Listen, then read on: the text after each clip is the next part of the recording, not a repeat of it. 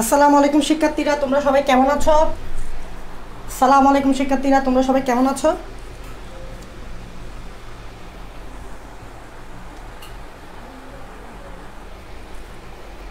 তোমরা কি আমার কথা শুনতে পাচ্ছ? আমাকে একটু কমেন্টে জানাও যে আমার কথা শুনতে পাচ্ছ কিনা, আর ভিডিও ঠিক আছে কিনা। তোমরা একটু আমাকে জানাও যে আমার কথা শুনতে পাচ্ছ কিনা, আর ভিডিও ঠিক আছে কিনা। তোমরা একটু আমাকে জানাও যে আমার কথা শুনতে পাচ্ছ কিনা, আর ভিডিও ঠিক আছে কিনা।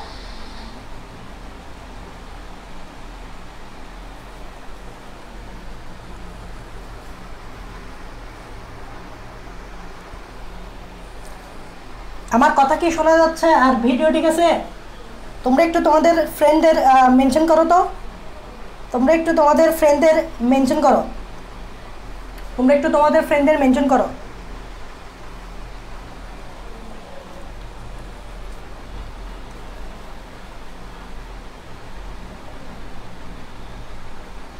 আজকে আমরা আবৃত বীজি এই টপিকটা শুরু করব। গত ক্লাসগুলোতে আমি নগ্ন বীজি পড়াইছিলাম অনেক বিস্তারিতভাবে, তো আজকে থেকে আমি আবৃত বীজি এই টপিকটা শুরু করব। তো শুরু করার আগে তোমরা একটা কাজ করো, যে তোমরা তোমাদের ফ্রেন্ডদেরকে মেনশন করো। তোমাদের যে মেসেঞ্জার গ্রুপ আছে, মেসেঞ্জার গ্রুপে এই লাইভটা একটু শেয়ার করো কষ্ট করে, কারণ আবৃত বীজি টপিকটা আমি শুরু করতেছি, তো শুরু থেকে সবাই থাকাই ভালো, ঠিক আছে? তো তোমরা একটু তোমাদের ফ্রেন্ডদেরকে কমেন্টে মেনশন করো, আর কষ্ট করে লাইভটা নিজেদের টাইমলাইনে শেয়ার করে রাখো।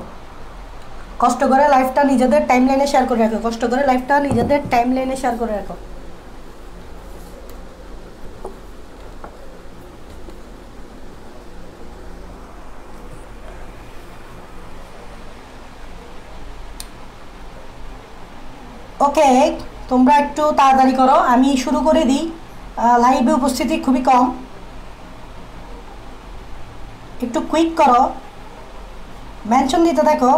আসসালামু আলাইকুম রহমতুল্লাহ বরকাতুহু। হ্যাঁ, ওয়ালাইকুম আসসালাম। কেনে চলর বলে, হ্যাঁ কেনে চলর। আচ্ছা,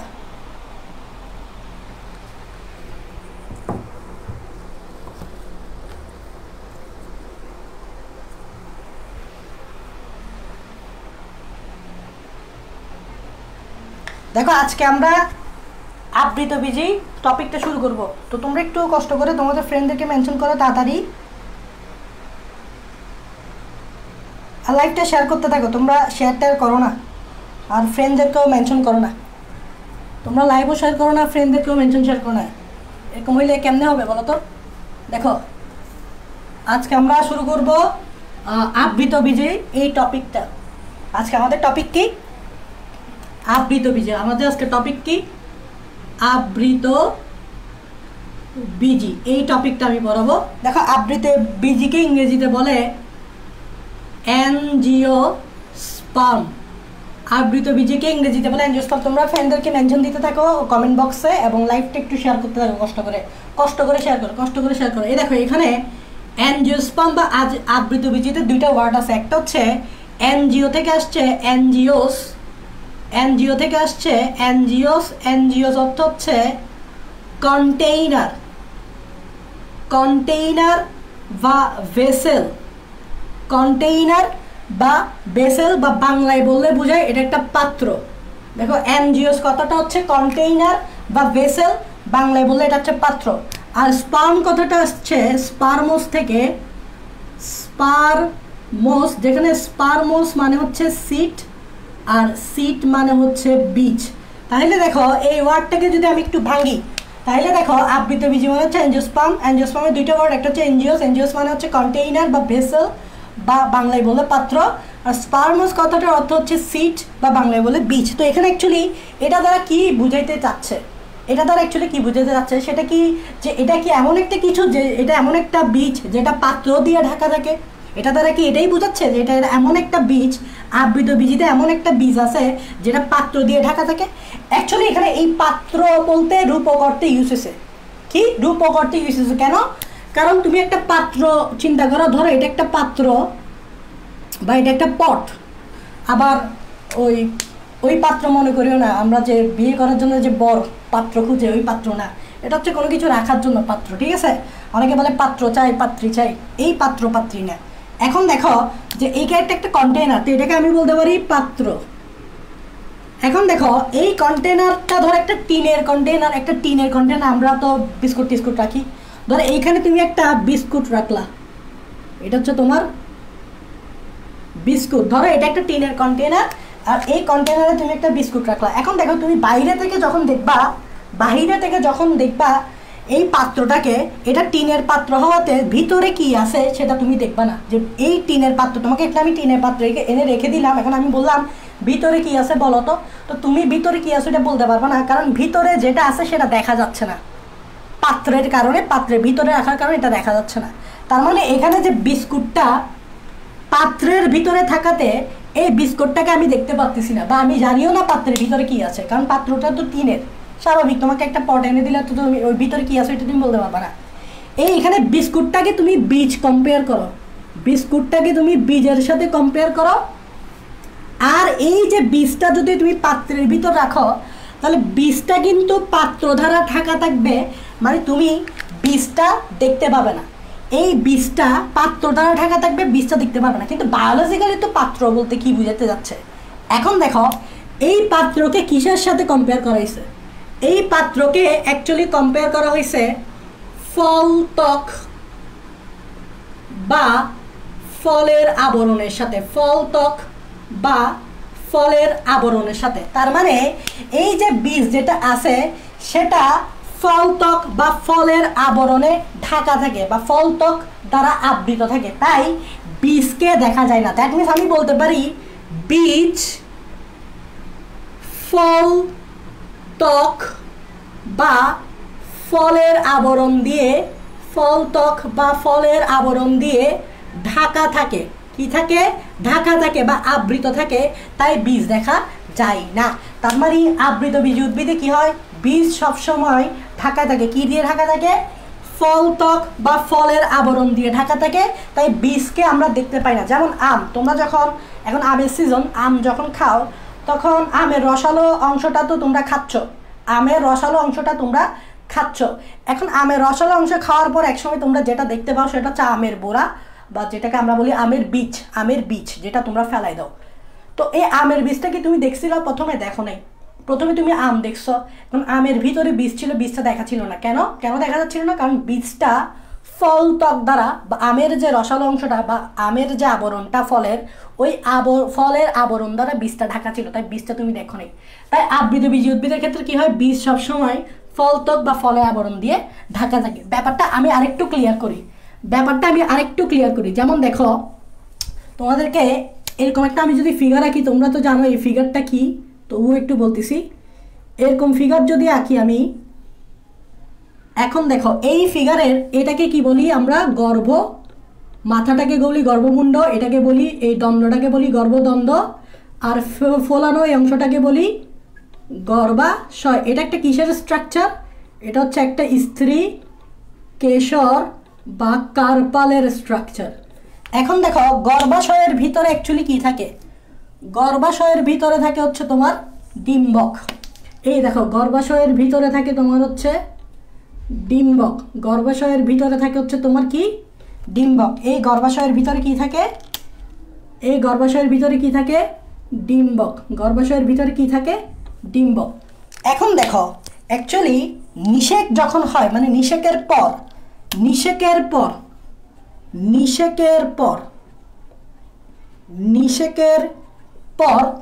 এই যে গর্ভাশয়টা দেখতে পাচ্ছ, এই গর্ভাশয়টা অ্যাকচুয়ালি কি হয় জানো? তোমরা পড়ছো, সেটা হচ্ছে ফল।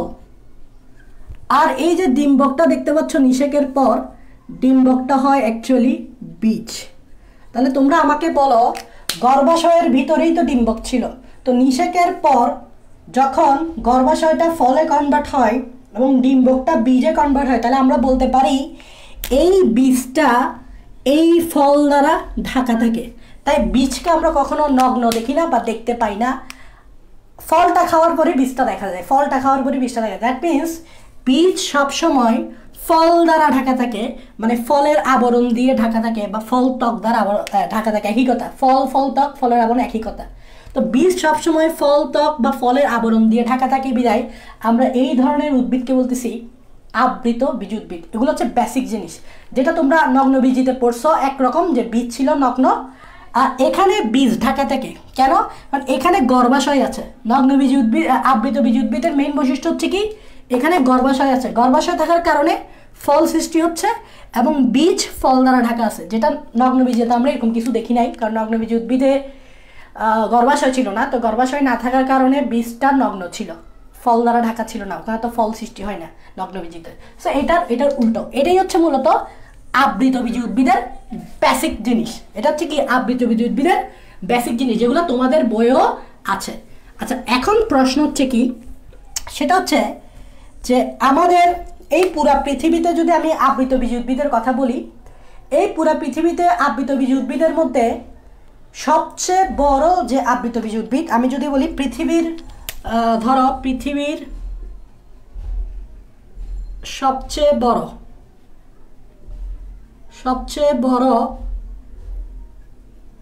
আবৃতবীজি উদ্ভিদ কোনটা, তো এটা একটু মনে রাখতে হবে। সেটা হচ্ছে পৃথিবীর সবচেয়ে বড় আবৃতবীজি উদ্ভিদ হচ্ছে ইউক্যালিপটাস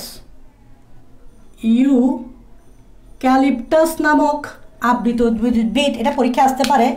এটা পৃথিবীর সবচেয়ে বড় আবৃতবীজি উদ্ভিদ এবং এটার উচ্চতা ধরো তোমার প্রায় 500 ফুট পর্যন্ত উঁচু হতে পারে, প্রায় 500 ফুট পর্যন্ত হতে পারে, প্রায় 500 ফুট পর্যন্ত হতে পারে। তো জরুরি না যে সব গাছে 500 ফুট হবে, মানে এই ইউক্যালিপটাস সবগুলোই যে 500 ফুট পর্যন্ত হবে এমন না, মানে হতে পারে। 500রও কিন্তু কমও হয় অনেক। অন অ্যাভারেজ যদি হিসাব করো তাহলে হয়তো 500 ফুট পর্যন্ত, অন অ্যাভারেজ 500 ফুট পর্যন্ত উপরে হতে পারে, এমন না যে এটা 500 ফুটই হবে, এটা জাস্ট হতে পারে বলছে, অন অ্যাভারেজ যদি তুমি হিসাব করো। আর পৃথিবীর সবচেয়ে ছোট আবৃতবীজি উদ্ভিদের কথা যদি আমি বলি, সেটা তোমাকে মনে রাখতে হবে একদম ছোট। ওই আবৃতবীজি উদ্ভিদের নাম হচ্ছে ওলফিয়া। ওই আবৃতবীজি উদ্ভিদের নাম হচ্ছে ওলফিয়া। হ্যাঁ, এবং এটার সাইজ দেখো, এটা এত ছোট যে এটার সাইজ হচ্ছে 0.1 মিলিমিটার। এবং মনে রাখবা এটা একটা জলজ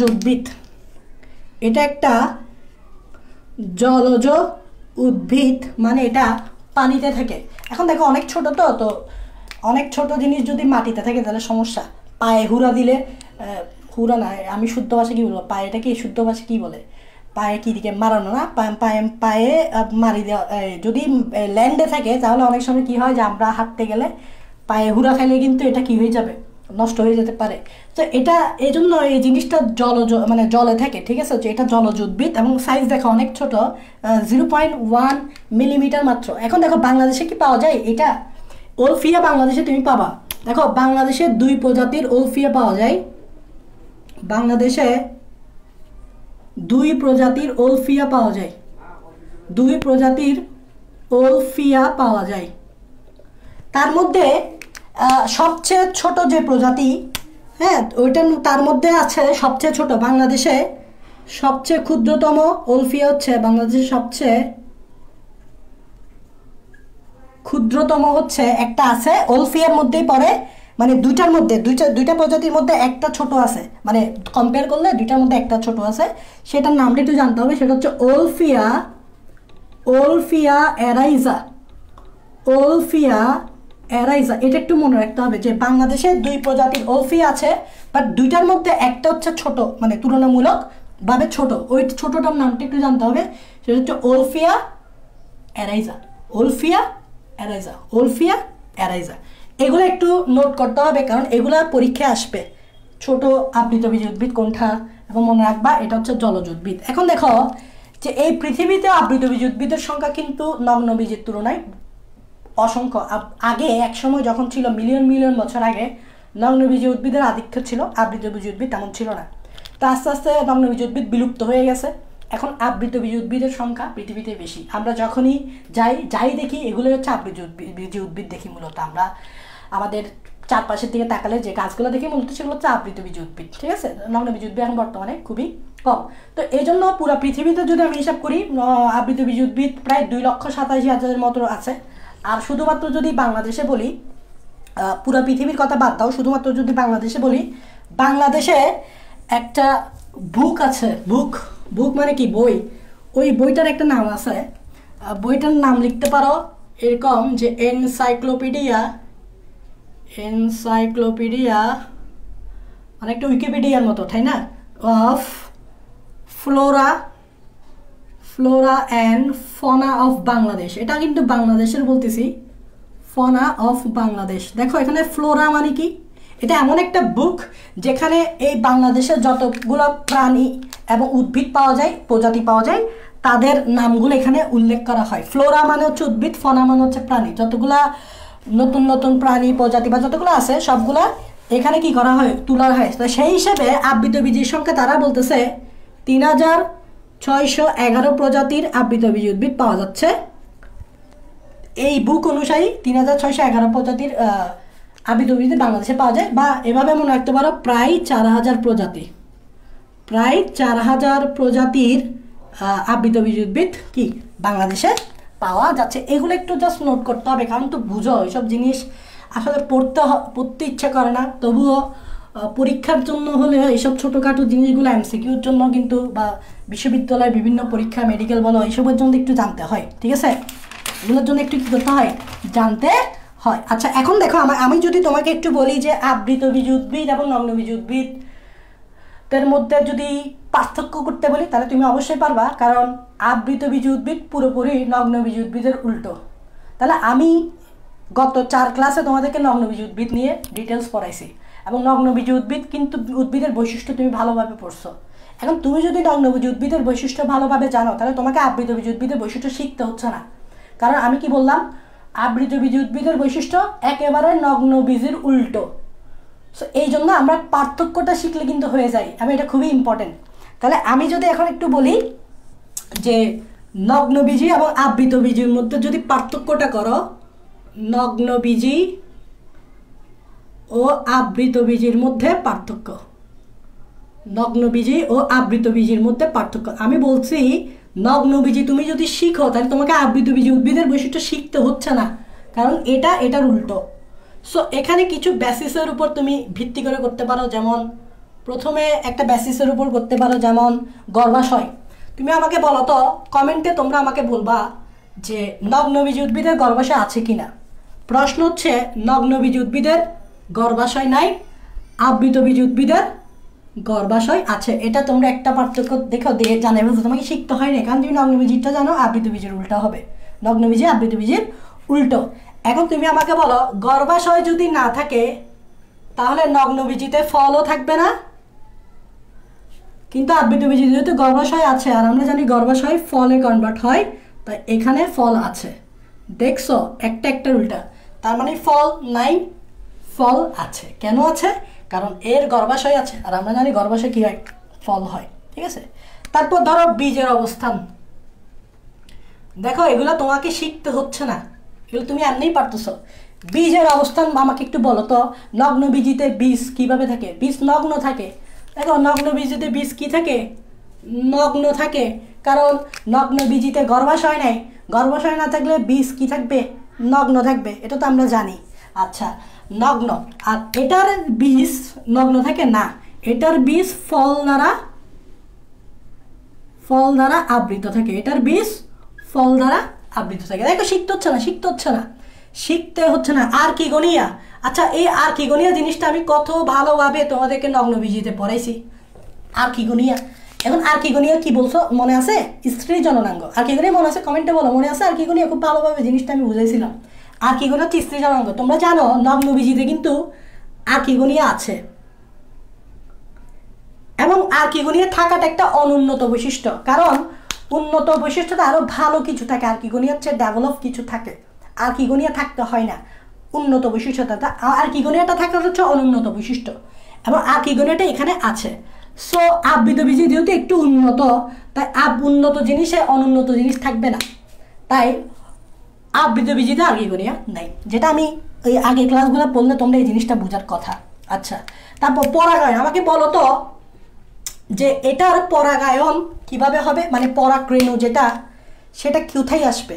তোমরা জানো যে নগ্নবীজিতে গর্ভাশয় তো নেই, তো গর্ভাশয় না থাকলে গর্ভমুণ্ডও নেই, গর্ভদ্বন্দ্বও নেই, তাহলে পরাগরেণু তো সরাসরি ডিম্বকে চলে আসতেছে, একেবারে ডিম্বক রন্ধ্রে চলে আসতেছে। কারণ তোমরা জানো গর্ভাশয় নাই, গর্ভদ্বন্দ্ব নাই, গর্ভমুণ্ড নাই, তো যার কারণে পরাগরেণু তো সরাসরি কোথায় চলে আসতেছে? ডিম্বক রন্ধ্রে চলে আসতেছে। সো এখানে পরাগরেণু কোথায় চলে আসতেছে? পরাগরেণু সরাসরি ডিম্বক রন্ধ্রে চলে আসে।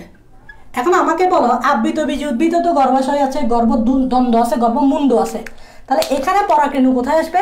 মুন্ডে, মানে মাথায়। মানে এখানে পরাগরেণু আসবে কোথায়?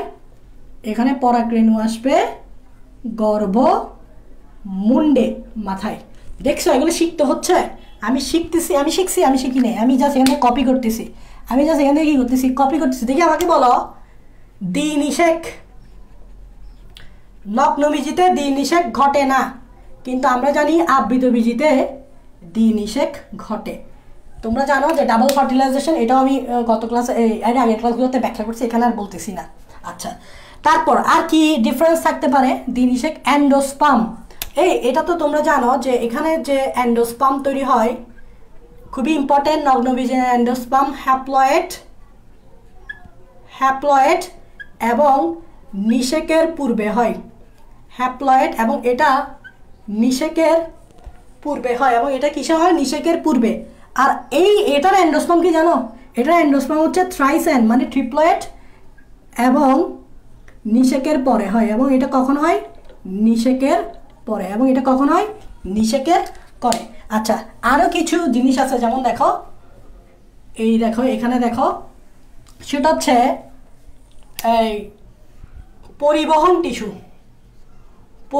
টিস্যু যদি তুমি দেখো যে নগ্নবীজিতে পরিবহন টিস্যুতে ভ্যাসেল কোষ নাই, ভ্যাসেল এবং সঙ্গী কোষ নাই। জাইলেমে ভাই নাই, মনে আছে আমি বলছিলাম যে জাইলেমের ভাই নাই মানে ভ্যাসেল কোষ নাই, আর ফ্লোয়েমের সঙ্গী নাই মানে সঙ্গী কোষ নাই। নাই লিখবা, কি নাই। কিন্তু আবৃত বীজি কিন্তু উন্নত থাকলে মানে কি এগুলো থাকতে হবে। আবৃত বীজিতে দুইটাই আছে, ভ্যাসেল কোষ আছে এবং সঙ্গী কোষ আছে, এটা মাথায় রাখবা। ভ্যাসেল কোষ আছে এবং সঙ্গী কোষ আছে। আচ্ছা, এগুলাই হচ্ছে তোমার আবৃত বীজি এবং নগ্নিত বীজি উদ্ভিদের মধ্যে পার্থক্য। তাহলে আমি কি বললাম? তোমাকে শিখতে হয়েছে? শিখতে হয়নি। নগ্ন বীজের বৈশিষ্ট্য যদি তুমি জানো, আবৃত বীজি একেবারে তার উল্টা। সো তোমাকে আবৃত বীজি আলাদা করে শিখতে হবে না, এটাই হচ্ছে কথা, এটাই হচ্ছে কি কথা। দেখো এখানে আমি একটু, তুমি নিজেও শিখো নাই, তুমি জাস্ট নগ্ন বীজিরটা জেনে আবৃত বীজিরটা একেবারে উল্টো করে দিছো। সো উল্টো করে দিলে আর শিখতে হচ্ছে না। আচ্ছা, এখন দেখো, আবৃত বীজির কে আমি মোটামুটি দুইটা ভাগে ভাগ করতে পারি। পুরো পৃথিবীতে যতগুলো আবৃত বীজি উদ্ভিদ আছে মোটামুটি দুইটা ভাগে ভাগ করতে পারি। তোমরা একটু মেনশন করো তোমাদের ফ্রেন্ডকে। আচ্ছা, সকালে নিলে পার্টিসিপেন্ট বেশি হয় কিনা, এখন নিলে পার্টিসিপেন্ট বেশি হয় কিনা, এটা আমি বুঝতেছি না, কারণ এখনও দেখতেছি কম আছো তোমরা অনেকে। তোমরা কি আসলে কি মেনশন করতেছো না? হ্যাঁ, নাকি এখানে যে একটা লাইভ ক্লাস হয় এটা কেউ জানে না? আচ্ছা, কোনটা মেনশন করো মেসেঞ্জারে, তোমাদের প্রাইভেট মেসেঞ্জার গ্রুপ টুপ থাকলে ওখানে শেয়ার করো, ঠিক আছে? দৌড়ে ডাকিয়ে আনো, যারা পরাচোরগুলোকে ডাকিয়ে আনো, যারা পরাচোর এদেরকে ডাকিয়ে আনো। আচ্ছা, আবৃত বীজি দুই ভাগে ভাগ করতে পারি। একটা হচ্ছে তোমার একবীজপত্রী উদ্ভিদ, আর একটা হচ্ছে দ্বিবীজপত্রী উদ্ভিদ। আচ্ছা, তোমরা কি জানো যে একবীজপত্রী উদ্ভিদ এবং দ্বিবীজপত্রী উদ্ভিদ মানে কি? একবীজপত্রী উদ্ভিদ মানে হচ্ছে যে সকল উদ্ভিদের বীজের পত্র একটা, বীজপত্র একটা, যে সকল উদ্ভিদের বীজপত্র একটা তাদেরকে একবীজপত্রী উদ্ভিদ বলে। আর যে সকল উদ্ভিদের বীজপত্র দুইটা তাদেরকে বলে দ্বিবীজপত্রী। দেখো, বীজপত্র জিনিসটা আমি বোঝাচ্ছি। তোমরা মটরশুঁটি, কিসের ক্ষেত্রে বলবো, ধরো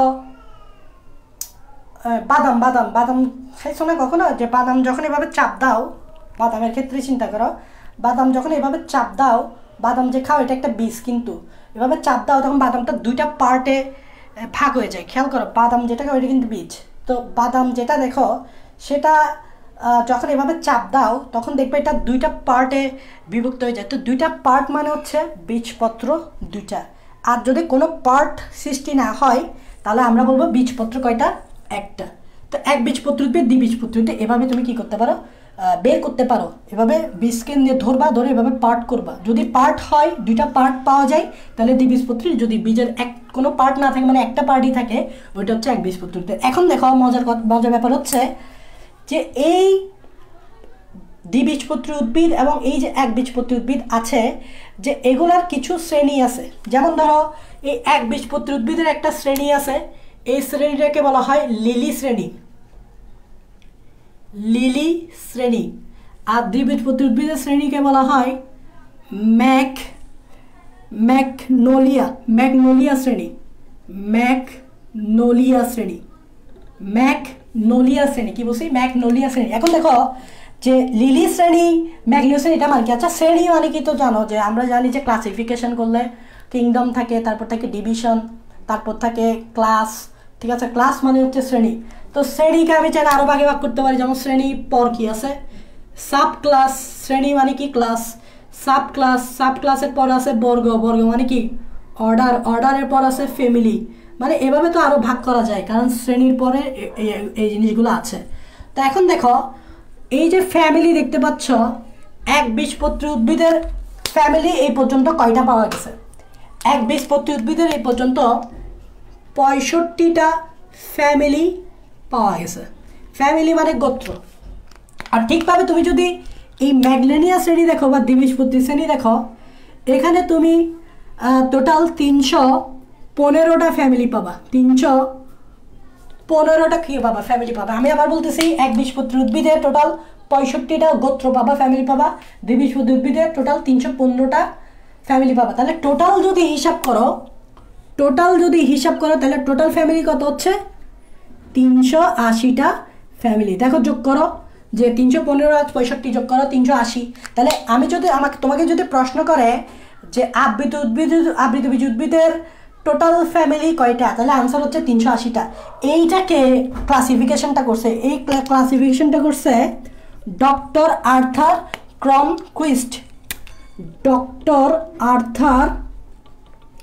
ক্রনকুইস্ট। ইনি এই আবৃত উদ্ভিদের টোটাল 380টা ফ্যামিলিতে কি করছে? অন্তর্ভুক্ত করছে। এখন মজার ব্যাপার হচ্ছে, তোমরা কয়টা ফ্যামিলির ব্যাপারে এই চ্যাপ্টারে জানবা? এই চ্যাপ্টারে তোমরা দুইটা ফ্যামিলির ব্যাপারে জানবা। একটা হচ্ছে এই একবীজপত্রীর একটা ফ্যামিলির ব্যাপারে তোমরা জানবা, সেটা হচ্ছে পোয়েসি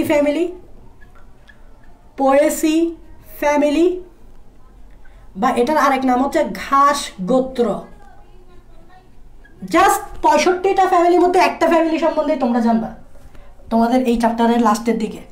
আর এই দ্বিবীজপত্রী উদ্ভিদের 315টা ফ্যামিলির মধ্যে একটা ফ্যামিলি সম্বন্ধে তোমরা বিস্তারিত জানবা।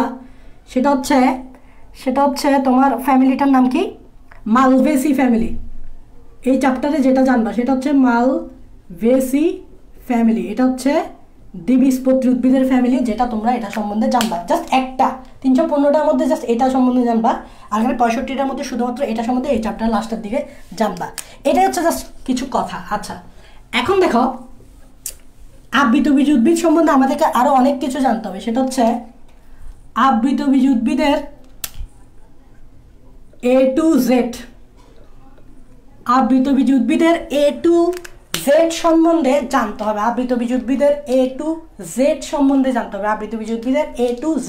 জানতে হবে। সেটা কি? তোমাদের বইয়ে প্রথমে যে টপিকটা দেওয়া আছে। আচ্ছা, তার আগে একটা জিনিস বলতে ভুলে গেছি, যে আবৃতবীজ উদ্ভিদকে ফ্লাওয়ারিং প্ল্যান্ট বলা হয়। দেখো, আবৃতবীজীকে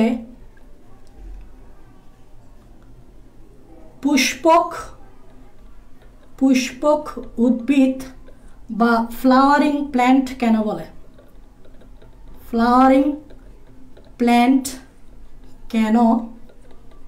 এই টপিকটা একদম সোজা। কেন আবৃতবীজীকে ফ্লাওয়ারিং প্ল্যান্ট বলে? তার আগে এটা হয়তো বললে তুমি বলবা কারণ ওই আবৃতবীজ উদ্ভিদে ফুল আছে তাই এটাকে ফ্লাওয়ারিং প্ল্যান্ট বলে। একদম সোজা, যে পুষ্প আছে তাই এটাকে আমরা ফ্লাওয়ারিং প্ল্যান্ট বলবো। তাই এভাবে না, অ্যাকচুয়ালি পুষ্প থাকা মানেই যে তুমি এটাকে ফ্লাওয়ারিং প্ল্যান্ট বলবে এমন না। ধরো পুষ্প আছে, আচ্ছা হ্যাঁ, যে ফুল আছে, বাট এখানে মেইন বিষয়টা হচ্ছে ফুল আছে এবং যে ফুলটা প্রধান জনন অঙ্গ, ফুলটা প্রধান জনন অঙ্গ। এটাই হচ্ছে অ্যাকচুয়ালি মেইন বিষয়, যে একটা ফুল তো আছে ঠিক আছে, বাট এই ফুলেই মূলত জনন কাজ সম্পাদিত হয়। যেমন ফুলের যে গর্ভাশয় আছে,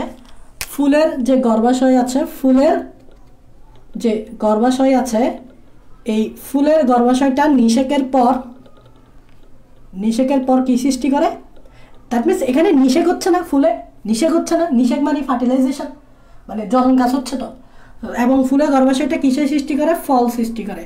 তার মানে দেখো ফুলের গর্ভাশয় নিষেক হচ্ছে, মানে এখানে জনন কাজ হচ্ছে, এখানে ফুলটা হচ্ছে জনন অঙ্গ। দ্যাটস ওয়াই আমরা এই আবৃত উদ্ভিদকে ফ্লাওয়ারিং প্ল্যান্ট বা পুষ্প উদ্ভিদ বলতে পারি। সেটা হচ্ছে ফুল আছে এবং ফুলটা হচ্ছে প্রধান জনন অঙ্গ, যেখানে ফুলের গর্ভাশয় নিষেক হয় আর নিষেকের কারণে ফল সৃষ্টি হচ্ছে। এটা হচ্ছে আবৃত উদ্ভিদের একটা প্রধান বৈশিষ্ট্য, তারা ফল সৃষ্টি করবে বিকজ তাদের গর্ভাশয় আছে। এটা হচ্ছে মেইন কারণ। আচ্ছা, এবার আসো আবৃত উদ্ভিদের A to Z জানতে হবে। A to Z মানে কি ভাইয়া? A to Z মানে হচ্ছে প্রথম এটা সম্বন্ধে অনেক কিছু জানতে হবে, আবৃত উদ্ভিদের সম্বন্ধে অনেক কিছু জানতে হবে। তার মধ্যে একটা হচ্ছে এদের হ্যাবিটেট, এদের বাসস্থান বা হ্যাবিটেট, বা বাংলায় বললে এটাকে স্বরূপও বোঝায়। হ্যাঁ, এটার হ্যাবিটেট সম্বন্ধে জানতে হবে। সেটা হচ্ছে তা আবৃত উদ্ভিদগুলো দেখতে কীরকম টাইপসের হতে পারে বা কীরকম টাইপসের থাকতে পারে আবৃত উদ্ভিদ। তো এটার উপর ডিপেন্ড করে আবৃত উদ্ভিদকে আমি কয়েকটা ভাগে ভাগ করতে পারি। যেমন একটা আবৃত উদ্ভিদের নাম হচ্ছে বিরুৎ আবৃত উদ্ভিদ, একটা টাইপস আর কি, মানে একটা রূপ আর কি, রূপ বলতে পারো। যে আবৃত বীজের অনেকগুলো রূপ আছে, আবৃত বীজের অনেকগুলো কি আছে? রূপ আছে। রূপ মানে বুঝো যে আমরা অনেক সময় বলে থাকি যে তোমার অনেক রূপ দেখলাম, তুমি মিনিটে তোমার রূপটা পাল্টাও, ঠিক আছে? তো ঠিক সেম আবৃত উদ্ভিদের কিন্তু অনেক রূপ আছে। তার মধ্যে একটা রূপ হচ্ছে বিরুৎ। বিরুৎকে ইংরেজিতে কি বলে? হার্ব। তারপর আরেক ধরনের রূপ তুমি পেতে পারো, সেটা হচ্ছে গুল্ম। গুল্মকে ইংরেজিতে বলে শ্রাব। আরেক ধরনের রূপ পাবা উপগুল্ম, এটা হচ্ছে তোমার গুল্মের ছোট ভাই হলে আমরা বলি আন্ডার শ্রাব, ছোট ভাই তো, ছোট হইলে আন্ডার। আরেকটা হচ্ছে বৃক্ষ, যেটা আমরা সাধারণত দেখে থাকি। এখন বিরুৎ কখন বলবো? সেটা হচ্ছে বিরুৎ আমি তখনই বলবো সেটা যদি গাছটা অনেকটা ধরো ছোট হয় এবং ধরো অনেক নরম কাণ্ড বিশিষ্ট হয়। যেমন ধরো এটা যদি কখন বলবো, এটা হচ্ছে কি যে ছোট ও নরম কাণ্ড বিশিষ্ট। ধরো তুমি একটা গাছ দেখলা, ওই গাছটা খুবই ছোট এবং দেখা যাচ্ছে গাছটা খুবই নরম, এবং নরম বিধায় এই গাছটা ধরলে তুমি কোনো কাট ফিলিংস পাবা না। নর্মালি তুমি যখন আম গাছ ধরো, জাম গাছ ধরো, তখন ধরলে অনেকটা কাট ফিলিংস লাগে, যে না এটা একটা কাঠ মনে হয়। কিন্তু এমন কিছু গাছ আছে যেগুলোকে ধরলে তোমার কাট ফিলিংসটা আসবে না। তাই আমরা এটাকে বলবো অকাস্টল। অকাস্টল মানে নিশ্চয়ই বুঝতে পারছো, কাস্টল মানে হচ্ছে কাঠ। তো যেহেতু তুমি ধরলে কাট ফিলিংস পাওয়া না, তাই এটাকে তুমি অকাস্টলই বলবা। কেন কাট ফিলিংস পাচ্ছ না?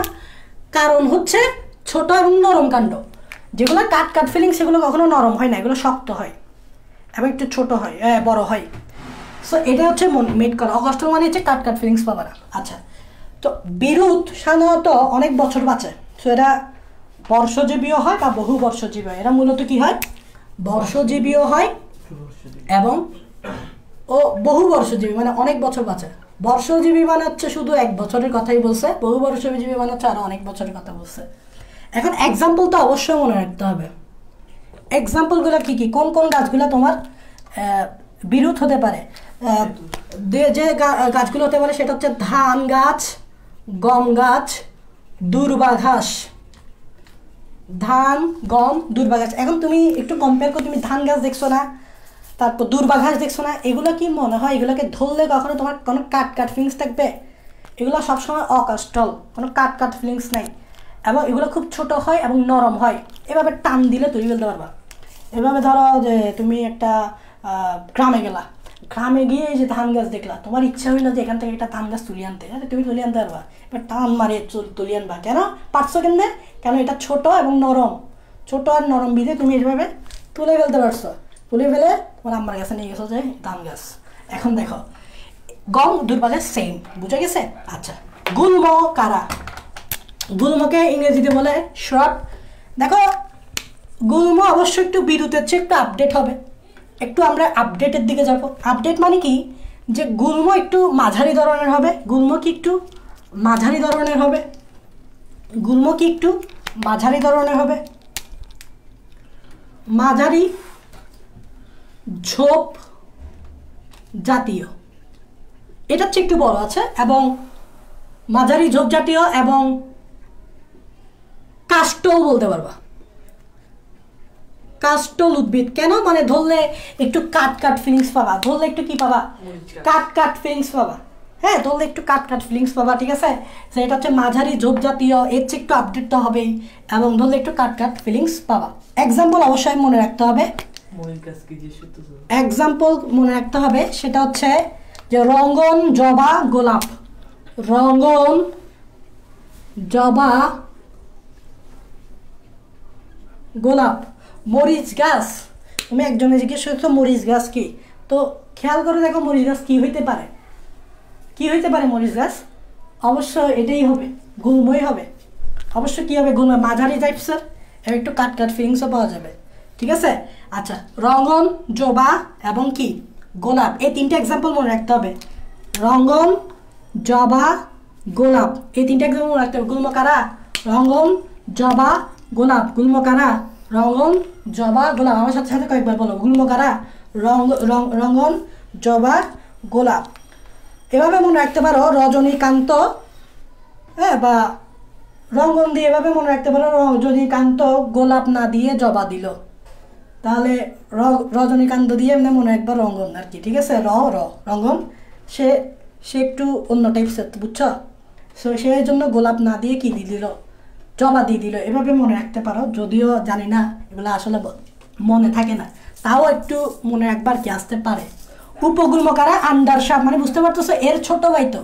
তো ছোট ভাই হলে বুঝতেই পারতেছো যে আহামরি, মানে গুল্মের চেয়ে একটু ছোট হবে, এবং একটু ছোট হলে তো বুঝতেই পারতেছো কিরকম হবে। তো মূলত এখানে লিখে রাখতে পারো যে এটা গুল্মের ছোট ভাই, গুল্মের ছোট ভাই, গুল্মের ছোট ভাই, ঠিক আছে?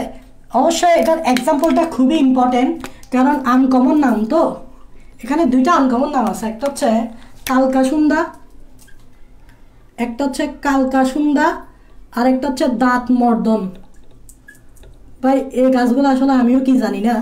কালকাসুন্দা আর একটা হচ্ছে দাঁত মর্দন, দুইটা আনকমন পিকুলিয়ার নাম। তো পিকুলিয়ার নাম থেকেই বেশি চলে আসতে পারে। উপগুল্ম আন্ডারশুপ, গুল্মের ছোট ভাই। গুল্মের ছোট ভাই দুইটা, একটা হচ্ছে কালকাসুন্দা আর একটা হচ্ছে দাঁত মর্দন। তো আমি মনে রাখবো এভাবে, যে কীভাবে মনে রাখবো, সেটা হচ্ছে কালো দাঁত দিয়ে। একজনে দাঁত মাজে না, বুঝছো? তো দাঁত না মাজার কারণে তার দাঁতগুলো সাদা না হয়ে কি গেল? কালো হয়ে গেল। তো কালো দিয়ে কালকাসুন্দা, দাঁত দিয়ে দাঁত মর্দন। আমি এভাবে মনে রাখবো যে একজনে দাঁত মাজে না, দাঁত না মাজাতে তার তার তার এই যে দাঁতটা কালো হয়ে গেছে। সো কালো দিয়ে কালকাসুন্দা, দাঁত দিয়ে দাঁত মর্দন, এই দুইটা একটু পিকুলিয়ার নাম। সো এই দুইটা চলে আসতে পারে, এই জন্য মনে রাখবা। আচ্ছা আচ্ছা, বৃক্ষর কথা নাই বললাম। বৃক্ষ হবে সবচেয়ে বড় এবং কাস্টল উদ্ভিদ। বড় বুঝতেই পারতেছো, এটা অনেক বড় হয়, এবং কাট কাট ফিলিংস, আসল কাট কাট ফিলিংস এখানেই পাওয়া যায়। আসল কাট কাট ফিলিংস এই বৃক্ষতেই পাওয়া যায়। আমরা আশেপাশে যে বড় বড় গাছগুলো দেখি, আম গাছ, জাম গাছ, তেঁতুল গাছ, কৃষ্ণচূড়া গাছ, সবগুলো হচ্ছে বৃক্ষ, বড় বড়, ঠিক আছে? এটা বৃক্ষ সম্বন্ধে আর তোমার যা এত কিছু বলার দরকার নেই, বৃক্ষ তোমরা দেখেই থাকো। আচ্ছা, ওকে। এভাবে উদ্ভিদের কিছু রূপ দেখা যাচ্ছে, দেখছো? আবৃতবীজী উদ্ভিদের কিছু রূপ দেখা যাচ্ছে। আরও কিছু আবৃতবীজী উদ্ভিদের রূপ দেখা যায়, যেমন পরাশ্রয়ী আবৃতবীজী উদ্ভিদ দেখা যায়, পরজীবী আবৃতবীজী উদ্ভিদ দেখা যায়, তারপর মৃতজীবী আবৃতবীজী উদ্ভিদ দেখা যায়, মৃতজীবী আবৃতবীজী উদ্ভিদ দেখা যায়। এগুলো হচ্ছে তোমার ধরো খাবার গ্রহণের উপর ভিত্তি করে। যেমন দেখো যে পরাশ্রয়ী কেন বলতেছো, কারণ এরা অন্য একটা গাছের উপর আশ্রয় নেয়, অন্য একটা গাছে আশ্রয় নেই, তাই থেকে আমি পরাশ্রয়ী বলতে পারি। তবে এরা অন্য গাছেই খাবার টাবার শোষণ করে না, এরা জাস্ট অন্য একটা গাছে থাকে আর কি।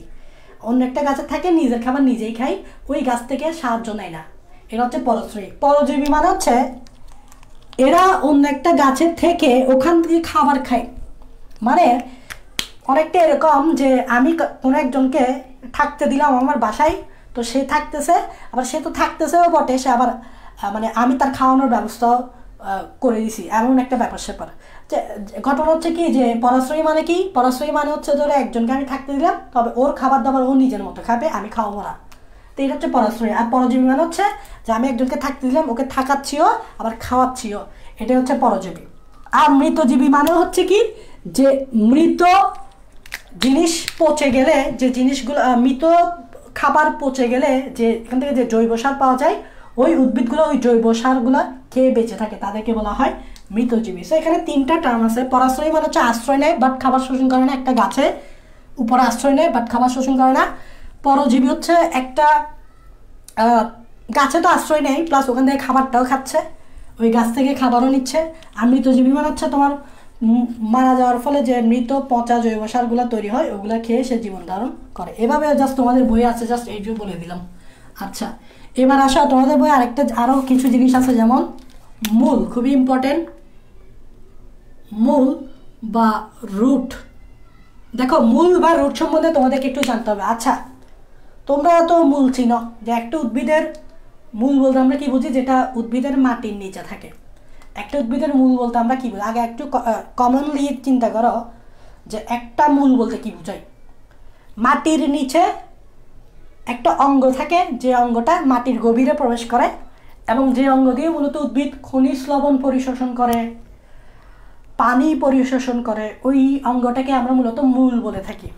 এখন কিছু কিছু আবৃত উদ্ভিদের এক এক ধরনের মূল দেখা যায়। যেমন একটা মূল যেটা খুবই কমন, সেটা হচ্ছে প্রধান মূল। দেখো একটা মূল যেটা কমন, সেটা হচ্ছে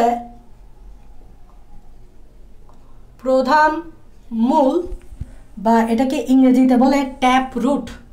প্রধান মূল বা ইংরেজিতে বলে ট্যাপ রুট। এখন দেখো প্রধান মূল কি, প্রধান মূল কি আমি যদি একটু বুঝাইতে চাই, প্রথমে এখানে আমি একটা ডেফিনেশন লিখে দিচ্ছি, সংজ্ঞা লিখে দিচ্ছি, তোমরা আমার সাথে সাথে সংজ্ঞাটা লিখতে পারো। প্রধান মূল বা ট্যাপ রুটের সংজ্ঞাটা একটু আমার সাথে সাথে লিখো। সেটা হচ্ছে, আমি বুঝাই দিচ্ছি জিনিসটা অবশ্য, ভ্রূণ মূল থেকে সৃষ্ট, ভ্রূণ, তোমরা আমার সাথে সাথে এই প্রধান মূলের সংজ্ঞাটা লেখো। সংজ্ঞাটা লেখার পরে আমি বুঝিয়ে দিচ্ছি। ভ্রূণ মূল থেকে সৃষ্ট একটি নির্দিষ্ট স্থানে, একটি নির্দিষ্ট স্থানে ক্রমাগত বৃদ্ধি পেয়ে, ক্রমাগত বৃদ্ধি পেয়ে মাটির গভীরে প্রবেশ করে প্রাথমিক যে মূল, প্রাথমিক যে মূল, মূলতন্ত্র গঠন করে, মূলতন্ত্র গঠন করে, তাই হচ্ছে প্রধান মূল। তাহলে প্রাথমিক যে মূল, মূলতন্ত্র গঠন করে, তাই প্রধান মূল। জিনিসটা আমি অবশ্য ব্যাখ্যা করব, আবার বলি। ভ্রূণ মূল থেকে সৃষ্ট একটি নির্দিষ্ট স্থানে ক্রমাগত বৃদ্ধি পেয়ে মাটির গভীরে প্রবেশ করে প্রাথমিক যে মূল, মূলতন্ত্র গঠন করে, তাই প্রধান মূল। জিনিসটা আমি বলি যে ভ্রূণ মূল কি, তোমরা জানো যে ডিম্বকের ভিতরে একটা ভ্রূণ তৈরি হবে। যেমন আমি যদি এদিকে একটা ডিম্বক আঁকি, এই দেখো, আমি যদি এখানে একটা ডিম্বক আঁকি, এই দেখো এখানে যদি আমি একটা ডিম্বক আঁকি,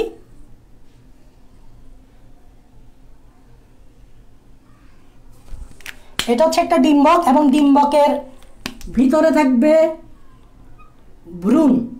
আমি একটা ভ্রূণ আঁকতেছি, ঠিক আছে? দেখো এটা হচ্ছে ডিম্বক। এটা কি, এটা কি, এটা হচ্ছে ডিম্বক। ডিম্বকের ভিতরে একটা ভ্রূণ আঁকবো আমি।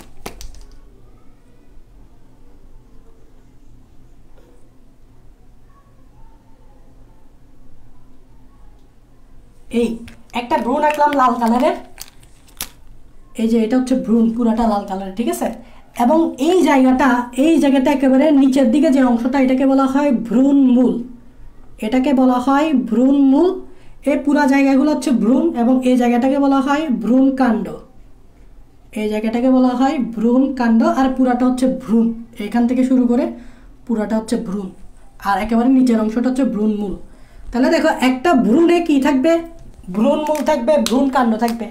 তো এই ভ্রূণমূলটা যখন আস্তে আস্তে বড় হবে, ভ্রূণমূলটা আস্তে আস্তে বড় হয়ে কি হয়ে যাবে বলো তো? প্রধান মূল হয়ে যাবে। দেখো তার মানে এটা হচ্ছে, দেখো এটা হচ্ছে মাটি, এবং এই মাটির নিচে একটা মূল, ভ্রূণমূল থেকে সৃষ্ট একটা মূল বেরোচ্ছে। দেখো এই যে ভ্রূণমূল থেকে সৃষ্ট একটি মূল বেরোচ্ছে, এটাই হচ্ছে প্রধান মূল। এই দেখো ভ্রূণমূল থেকে সৃষ্ট এই অংশটাই হচ্ছে প্রধান মূল, এবং এটা কিন্তু একটু মোটা এবং মাটির অনেক গভীরে প্রবেশ করে। দেখো ভ্রূণমূল থেকে, যে ভ্রূণমূল থেকে সৃষ্ট একটি নির্দিষ্ট স্থানে, এই দেখো এটা একটা নির্দিষ্ট স্থান বরাবর যাচ্ছে, ক্রমাগত বৃদ্ধি পেয়ে দেখো নিচের দিকে ক্রমাগত বৃদ্ধি পাচ্ছে, মাটির গভীরে প্রবেশ করে। সবসময় এগুলো মাটির গভীরে প্রবেশ করে। প্রাথমিক যে মূল, মূলতন্ত্র গঠন করে। মূলতন্ত্র গঠন করে বলতে কি, এখান থেকে বিভিন্ন শাখা প্রশাখা বের হবে, এখান থেকে বিভিন্ন শাখা প্রশাখা বের হয়ে মূলতন্ত্র গঠন করবে, বিভিন্ন শাখা প্রশাখা বের হয়ে কি গঠন করবে? মূলতন্ত্র গঠন করবে। এটাকেই বলা হচ্ছে প্রধান মূল, যেটা বেশিরভাগ আবৃতবীজী উদ্ভিদের ক্ষেত্রে এই জিনিসটা থাকে। এখান থেকে দেখে দেখে তোমরা এই জিনিসটা বলতে পারবা। দেখো ভ্রূণমূল থেকে সৃষ্ট একটি নির্দিষ্ট স্থানে ক্রমাগত মাটির নিচে বৃদ্ধি পেয়ে মাটির গভীরে প্রবেশ করে প্রাথমিক যে মূলতন্ত্র গঠন করে। দেখো এখানে আশেপাশে অনেকগুলো শাখা প্রশাখা বেরিয়েছে, তো এটা পুরোটাকে একসাথে মূলতন্ত্র বলতে পারো। তো এটাই হচ্ছে প্রধান মূল। এখন দেখো প্রধান মূল মনে রাখবা দ্বিবীজপত্রী উদ্ভিদে পাওয়া যায়। তাহলে আমরা যে দ্বিবীজপত্রী উদ্ভিদের কথা বলি, আম, জাম, এগুলোতেই মূলত তুমি প্রধান মূল পাবা। এই জন্য প্রধান মূল যেহেতু থাকে, এগুলো মাটির গভীরে প্রবেশ করায়, ওই সকল গাছগুলোকে তুমি শক্তি দিয়েও তুলে উপরে ফেলতে পারবে না। ওই সকল গাছগুলোকে তুমি শক্তি দিয়েও উপরে ফেলতে পারবে না, কারণ এদের প্রধান মূলটা মাটির গভীরে প্রবেশ করে, এবং ওই সকল গাছগুলা এবার টান মেরে তুলে ফেলতে পারবে না, কারণ এটা অনেক গভীরে আছে প্রধান মূলটা, তো মূলটা উঠবে না। আচ্ছা, এটা দ্বিবীজপত্রী উদ্ভিদের পাওয়া যায়। আচ্ছা, কিছু কিছু প্রধান মূল আছে যেগুলোকে আমরা বলি রূপান্তরিত প্রধান মূল, যেগুলোকে বলে রূপান্তরিত প্রধান মূল। এগুলো একটা এক্সাম্পল মনে রাখতে হবে। রূপান্তরিত প্রধান মূলের এক্সাম্পল হচ্ছে এই যে গাজর খাও তোমরা, গাজর কিন্তু একটা রূপান্তরিত প্রধান মূল। তারপর ঠিক আছে, তারপর মূলা খাও না, মূলাও কিন্তু একটা রূপান্তরিত প্রধান মূল। তারপর বিট, এই তিনটে হচ্ছে রূপান্তরিত প্রধান মূল। পরীক্ষায় যদি আসে নিচের কোনটি রূপান্তরিত প্রধান মূল, এই তিনটার মধ্যে যদি একটা থাকে, ওই তিনটাই একটাই আনসার, সেটা হচ্ছে গাজর রূপান্তরিত প্রধান মূল, মূলা রূপান্তরিত প্রধান মূল, অবশ্যই প্রধান মূল, বিট রূপান্তরিত প্রধান মূল। এটা হচ্ছে প্রধান মূলের ব্যাখ্যা। তা আমি একটু ডিটেলসভাবে বোঝানোর চেষ্টা করছি। এখন দেখো আরও কিছু মূল পাওয়া যায় আবৃতবীজী উদ্ভিদে। যেমন ধরো কোনো আবৃতবীজী উদ্ভিদে এরকম মূল থাকতে পারে, গুচ্ছ মূল থাকতে পারে। কোনো আবৃতবীজী উদ্ভিদে গুচ্ছ মূল থাকতে পারে। গুচ্ছ মূলের ইংরেজি নাম হচ্ছে ফাইব্রাস রুট। দেখো গুচ্ছ মূল কেন বলতেছে, একদম সোজা, সেটা হচ্ছে কাণ্ডের নিচের অংশ থেকে, কাণ্ডের নিচের অংশ থেকে, খেয়াল করো, কাণ্ডের নিচের অংশ থেকে, ঠিক আছে, এক গুচ্ছ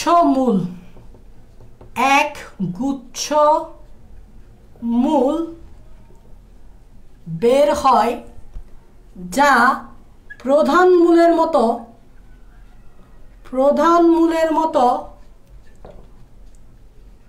মোটা হয় না, সরু হয়, এবং মাটির গভীরে প্রবেশ করে না। এবং দেখো এখানে কিন্তু অনেক বেসিক জিনিস আছে, মাটির গভীরে প্রবেশ করে না, এগুলো বইয়ে নাই, বাট আমি বলতেছি কারণ তুমি জিনিসটা অ্যাকচুয়ালি প্র্যাকটিক্যালি চিন্তা করবা। তো প্র্যাকটিক্যালি চিন্তা করলে এই দুইটা লাইন খুবই ইম্পর্টেন্ট। একটা হচ্ছে প্রধান মূলের মতো মোটা হয় না, সরু হয়, এবং মাটির গভীরে প্রবেশ করে না। যেমন দেখো এটা হচ্ছে একটা উদ্ভিদের, এই অংশটা হচ্ছে মাটি, এবং এই উদ্ভিদের উপরের দিকে যে অংশটা থাকে এটাকে বলি আমরা কাণ্ড, এবং এই জায়গাটা কিন্তু একেবারে কাণ্ডের নিচের অংশ। তাহলে দেখো এই কাণ্ডের নিচের অংশ থেকে এভাবে এক গুচ্ছ মূল বের হয়। দেখো এই কাণ্ডের নিচের অংশ থেকে এভাবে এক গুচ্ছ মূল বের হয়, এভাবে দেখো এক গুচ্ছ মূল বের হয়, এভাবে এক গুচ্ছ মূল বের হয়, এভাবে এক গুচ্ছ মূল বের হয়। এই দেখছো, এই এই এগুলোকেই বলা হয় গুচ্ছমূল। কাণ্ডের নিজ জায়গা থেকে এভাবে এক গুচ্ছ মূল বের হয়, যেগুলো দেখো এগুলোর সাথে তুমি প্রধান মূল একটু আগে যে ফিগারটা আছে এটা কম্পেয়ার করো। প্রধান মূল মোটা হয় কিন্তু এগুলা সরু। প্রধান মূল মাটির নিচে অনেক গভীরে প্রবেশ করে, কিন্তু এই জায়গায় এই গুচ্ছমূলগুলো বেশি গভীরে প্রবেশ করে না। তাই এই সকল গাছগুলো তুমি এভাবে টান মেরে উপরে তুলে ফেলতে পারবা একেবারে গুচ্ছমূল সহ। তুমি ধরো একটা গাছ দেখলা, তো তুমি তো গাছগুলো তো ভালো না, কিছু কিছু ওই শয়তানের লাড়া দেয় না, কিছু পাবলিক আছে যাদেরকে শয়তানের লাড়া দেয়। তো শয়তানের লাড়া দিলে তারা কী করে, এভাবে এভাবে এক মুঠ ধরেই এভাবে টান মারেই গাছটাকে তুলে ফেলে, ছোট ছোট গাছ যেগুলো আছে। এবং দেখবা এই গাছগুলো তোলার পর ওখানে গুচ্ছমূল দেখা যায়। এখন এই গুচ্ছমূল সহ গাছটা তুলে ফেলা কেন সম্ভব হয়েছে? কারণ গুচ্ছমূলটা সরু এবং মাটির গভীরে প্রবেশ করে না। যেহেতু মাটির গভীরে প্রবেশ না, তাহলে টান মারলে তো মূল সহ উঠে চলে আসবে। এটা হচ্ছে বেসিক জিনিস। সে এটা হচ্ছে প্রধান মূলের মতো মোটা হয় না, শুরু হয় এবং মাটির গভীরে প্রবেশ করে না, বিধায় তুমি টান মারলে গুচ্ছমূল সহ উপরে উঠে আসবে। এটাই হচ্ছে গুচ্ছমূল। আচ্ছা, এটা হচ্ছে কি গুচ্ছমূল। এছাড়া আরেক ধরনের মূল তুমি দেখবা, সেটাকে বলা হয় অস্থানিক মূল। স্থানিক মূল, স্থানিক মূল বা অ্যাডভান্সিয়াস, ইংরেজিতে বলে অ্যাডভান্সিয়াস রুট, ইংরেজিতে বলে অ্যাডভান্সিয়াস রুট। এইটা মানে হচ্ছে যে নর্মালি আমরা জানি মূল ভ্রূণ মূল থেকে সৃষ্টি হয়। দেখো এই যে মূলটা ভ্রূণ মূল থেকে সৃষ্টি হয়, কিন্তু এই মূলের ক্ষেত্রে কি হয়, এটা ভ্রূণ মূল থেকে সৃষ্টি হয় না। দেখো ভ্রূণ মূল থেকে সৃষ্টি না হয়ে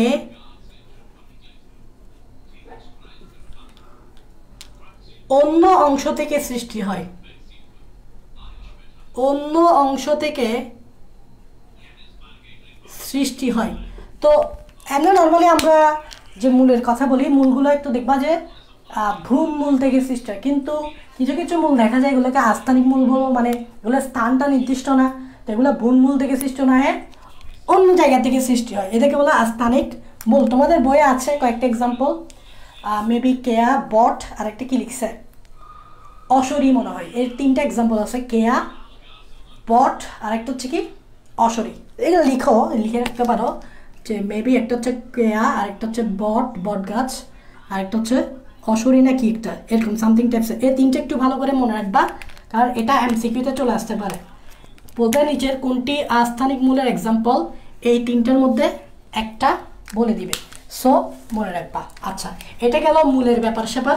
মূলের পর তোমাকে যে জিনিসটা জানতে হবে সেটা হচ্ছে খুবই ইম্পর্টেন্ট, সেটা হচ্ছে কাণ্ড। এই জিনিসটা ভালোভাবে বোঝার চেষ্টা করবা, কাণ্ড।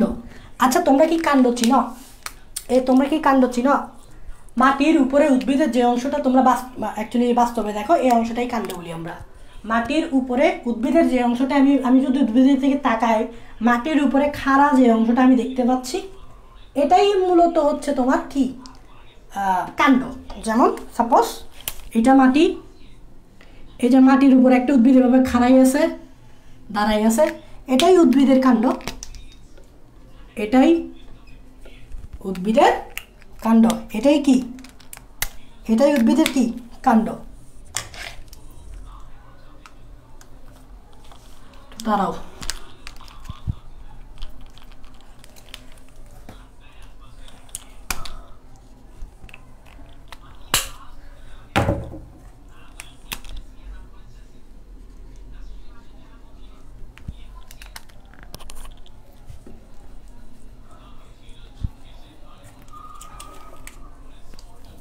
ওকে দেখো কাণ্ড কি, মাটির উপরে আমরা নর্মালি বস্তুত যে উদ্ভিদের যে অংশটা দেখি এটা হচ্ছে কাণ্ড। তবে আরেকটু সুন্দর একটা ডেফিনেশন দিলে মনে হয় ভালো, স্মার্ট একটা ডেফিনেশন দিলে মনে হয় ভালো হয়। সেটা হচ্ছে ভ্রূণ কাণ্ড থেকে উৎপন্ন, আমার সাথে সাথে লিখো, ভ্রূণ কাণ্ড থেকে উৎপন্ন, ভ্রূণ কাণ্ড থেকে উৎপন্ন, ভ্রূণ কাণ্ড থেকে উৎপন্ন যে অংশ মাটির উপরে থাকে, মাটির উপরে থাকে এবং শাখা প্রশাখা ফুল ফল ধারণ করে, ফুল ফল ধারণ করে তাই হইল কাণ্ড। একটা স্মার্ট ডেফিনেশন, একটা সুন্দর ডেফিনেশন। হোয়াট ইজ কাণ্ড, হোয়াট ইজ স্টেম? ভ্রূণ কাণ্ড। তোমাকে এর আগে আমি একটা ভ্রূণের স্ট্রাকচার দেখেছিলাম, ভ্রূণের একটা কাণ্ড ছিল। তো ভ্রূণের কাণ্ড থেকে উৎপন্ন যে অংশ মাটির উপরে থাকে এবং এখানে ফুল ফল শাখা প্রশাখা এগুলা ধারণ করে সে, এই অংশটাই হচ্ছে কাণ্ড। এখন দেখো কাণ্ডের কিছু ক্লাসিফিকেশন আছে, কাণ্ডের কিছু কি আছে ভাই, ক্লাসিফিকেশন আছে। কীরকম ক্লাসিফিকেশন একটু বোঝার চেষ্টা করো। এটা হচ্ছে উদ্ভিদের মাটি, সরি এটা হচ্ছে মাটি, উদ্ভিদের মাটি না, এটা হচ্ছে মাটি। আর এটা হচ্ছে মাটির গায়ে আমাদের দাঁড় করানো গাছ, যেটাকে আমরা বলে থাকি কাণ্ড। ঠিক আছে, কাণ্ডের কাজ কি, কাণ্ডের অ্যাকচুয়ালি কাজ কি, সেটা হচ্ছে কাণ্ড মূলত শাখা প্রশাখা ফুল ফল পাতা এগুলো ধারণ করে। এখন দেখো এখানে ধরো সাপোজ একটা পাতা আছে, এটা একটা কাণ্ড না, এইখানে একটা পাতা আছে, এই জায়গায় একটা পাতা আছে, এই দেখো এইখানে একটা পাতা আছে, এইখানে একটা পাতা আছে। খেয়াল করো, আমি তোমাদেরকে গত ক্লাসে বলছিলাম, গত ক্লাস বলতে কোনো একটা ক্লাসে বলছিলাম যে কাণ্ডের যে জায়গা থেকে পাতা সৃষ্টি হয় ওই জায়গাটাকে বলা হয় পর্ব। তার মানে এই যে জায়গাটা আমি এভাবে ব্লক করে মানে ইয়া করে দিলাম, এটাকে বলবো আমরা কি, এই জায়গাটাকে আমি বলবো পর্ব। তো আপাতত এটাকে আমি পর্ব 1 বলি। ঠিক এই কাণ্ডের এই জায়গা থেকেও তো একটা পাতা সৃষ্টি হয়েছে, তাহলে এটাও পর্ব, তো এটাকে আমি বলবো পর্ব 2। তাহলে কাণ্ডের যে জায়গা থেকে পাতা তৈরি ওটাকে আমরা কি বলবো, এটা এমসিকিউতে আসবে, কি বলে আমার সাথে সাথে বলো। কাণ্ডের যে জায়গা থেকে পাতা তৈরি হয় ওই জায়গাটারে বলে পর্ব। তো আমাকে বলো তো কাণ্ডের এই জায়গা থেকে পাতা তৈরি হয়েছে পর্ব 1, এই জায়গা থেকে। তার মানে এই খালি জায়গাটা কি, তাহলে এই যে খালি জায়গাটা দেখতে পাচ্ছ না, মানে এই পাতা এবং এই পাতার মাঝখানে একটা জায়গাতে খালি দেখতে পাচ্ছি, তাহলে এটাকে আমরা কি বলবো, এই জায়গাটাকে আমরা কি বলবো, তো বুঝতেই পারতেছ, এই জায়গাটাকে আমরা বলবো মধ্য পর্ব। কেন মধ্য পর্ব, কারণ এটা যদি পর্ব 1 হয় এবং এটা যদি পর্ব 2 হয়, তাহলে পর্ব 1 এবং পর্ব 2 এর মাঝখানে যে অংশটা থাকবে এটাকে আমি, তো মাঝখান মানে কি মধ্য, তাহলে এই অংশটাকে আমি বলবো মধ্য পর্ব। তাহলে হোয়াট ইজ মধ্য পর্ব বুঝতে পারছো, দুইটা পাতার মাঝখানে কাণ্ডের যে খালি জায়গা থাকে, দুইটা পাতার মাঝখানে কাণ্ডের যে খালি জায়গা থাকে এই কাণ্ডটারে বলা, এই খালি জায়গাটাকে বলা হয় মধ্য পর্ব। এখন ভাই এটা কেন বললেন আপনি, এই কাহিনীগুলো কেন বললেন? এই কাহিনীগুলো আমি এই জন্যই বলছি কারণ এখানে একটা জিনিস বুঝতে হবে, এক ধরনের কাণ্ডের ক্লাসিফিকেশন আছে, একটা আছে ফাঁপা কাণ্ড বা ইংরেজিতে বলে ফিস্টুলার স্টেম। ফিস্টুলার স্টেম, ভাইয়া এই জিনিসটা কি, ফিস্টুলার স্টেম বা ফাঁপা কাণ্ড কি? সেটা হচ্ছে ওই যে আমি বললাম, এই যে মধ্যপর্ব যেটা দেখতেছ, এই দেখো যদি এই মধ্যপর্বটা যদি নিরেট না হয়ে ফাঁপা হয়, নিরেট না হয়ে ফাঁপা হয়, তখন ওই ধরনের গাছের কাণ্ডকে আমরা বলবো ফাঁপা কাণ্ড বা ফিস্টুলার স্টেম। তাহলে এই যে মধ্যপর্ব যেটা দেখতেছ, এইটা যদি নিরেট না হয়ে ফাঁপা হয় তাহলে ওই ধরনের কাণ্ডকে আমরা বলবো ফাঁপা কাণ্ড। এখন যদি বলো নিরেট কি ফাঁপা কি, আচ্ছা নিরেট তো বুঝো তোমরা, গোলক চিনো না, গোলক, তো গোলক দেখবা গোলকের ভিতরে কোনো খালি জায়গা থাকে না, তো গোলকের ভিতর যেহেতু কোনো খালি জায়গা নেই এটাকে আমরা বলি নিরেট। কিন্তু তোমরা একটা টেনিস বলের কথা চিন্তা করো, একটা ফুটবলের কথা চিন্তা করো, একটু ফুটো হয়ে গেলে ভিতরে হাওয়া বাইরে যায়, তো ফুটবল এবং টেনিস বল এগুলো কিন্তু ফাঁপা, মানে ভিতরে খালি জায়গা আছে। তো ঠিক সেমভাবে এই যে মাঝখানে যে জায়গাটা দেখছো, এভাবে যদি তুমি চাপ দাও, এভাবে যদি তুমি চাপ দাও, চাপ দিলে এটা ফোঁতা হয়ে যাবে। ফোঁতা মানে কি, ভিতরে খালি জায়গা আছে, কী যাবে, ফোঁতা হয়ে যাবে। এভাবে যদি চাপ দাও এই জায়গা আর এই জায়গার মাঝখানে এই জায়গাটা যদি এভাবে চাপ দাও তাহলে এটা ফোঁতা হয়ে যাবে। ফোঁতা মানে কি, ভিতরে খালি জায়গা আছে, তো এটাকে আমরা বলবো ফাঁপা। তো এই ধরনের কাণ্ডকে বলবো ফাঁপা কাণ্ড। এখন এটা মোস্ট ইম্পর্টেন্ট হচ্ছে, এই ফাঁপা কাণ্ড তুমি কোথায় পাবা, এই ফাঁপা কাণ্ড তুমি কোন উদ্ভিদগুলোতে পাবা, খুবই ইম্পর্টেন্ট। এই ফাঁপা কাণ্ড তুমি যে উদ্ভিদগুলোতে পাবা সেই উদ্ভিদগুলার কে বলা হয় একবীজপত্রী উদ্ভিদ। মানে একবীজপত্রী উদ্ভিদের একটা গোত্র আছে, গোত্রটার নাম হচ্ছে পোয়েসি গোত্র বা ঘাস গোত্র। এই গোত্রের যে কাণ্ডগুলো এগুলো ফাঁপা হয়, মানে এভাবে ধোল চাপ দিলে ভিতরে কাণ্ডটা ফোতা হয়ে যায়। এই পোয়েসি গোত্র বা ঘাস গোত্রে তুমি এই ফাঁপা কাণ্ড পাবা। তো পোয়েসি গোত্রে কারা কারা থাকে? মূলত ধান গাছ, গম গাছ, ঘাস এগুলো থাকে আর কি। ধান, গম, ঘাস। তুমি দেখবা ঘাসের ক্ষেত্রে দেখবা, ঘাসের ক্ষেত্রে যে কাণ্ডগুলো থাকে এগুলো ফোতা হয়ে যায়, চাপ দিলে এবার ফোতা হয়ে যায়, মানে এগুলো হচ্ছে ফাঁপা কাণ্ড। আচ্ছা ঠিক আছে, আচ্ছা এটা তো বুঝলাম ফাঁপা কাণ্ড।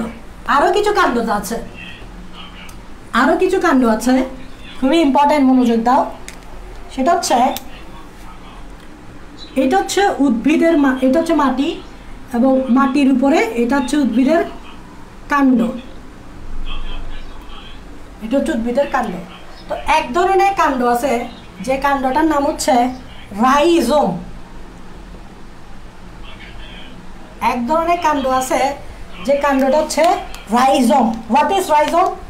রাইজোম হচ্ছে ভূ নিম্নস্থ কাণ্ড।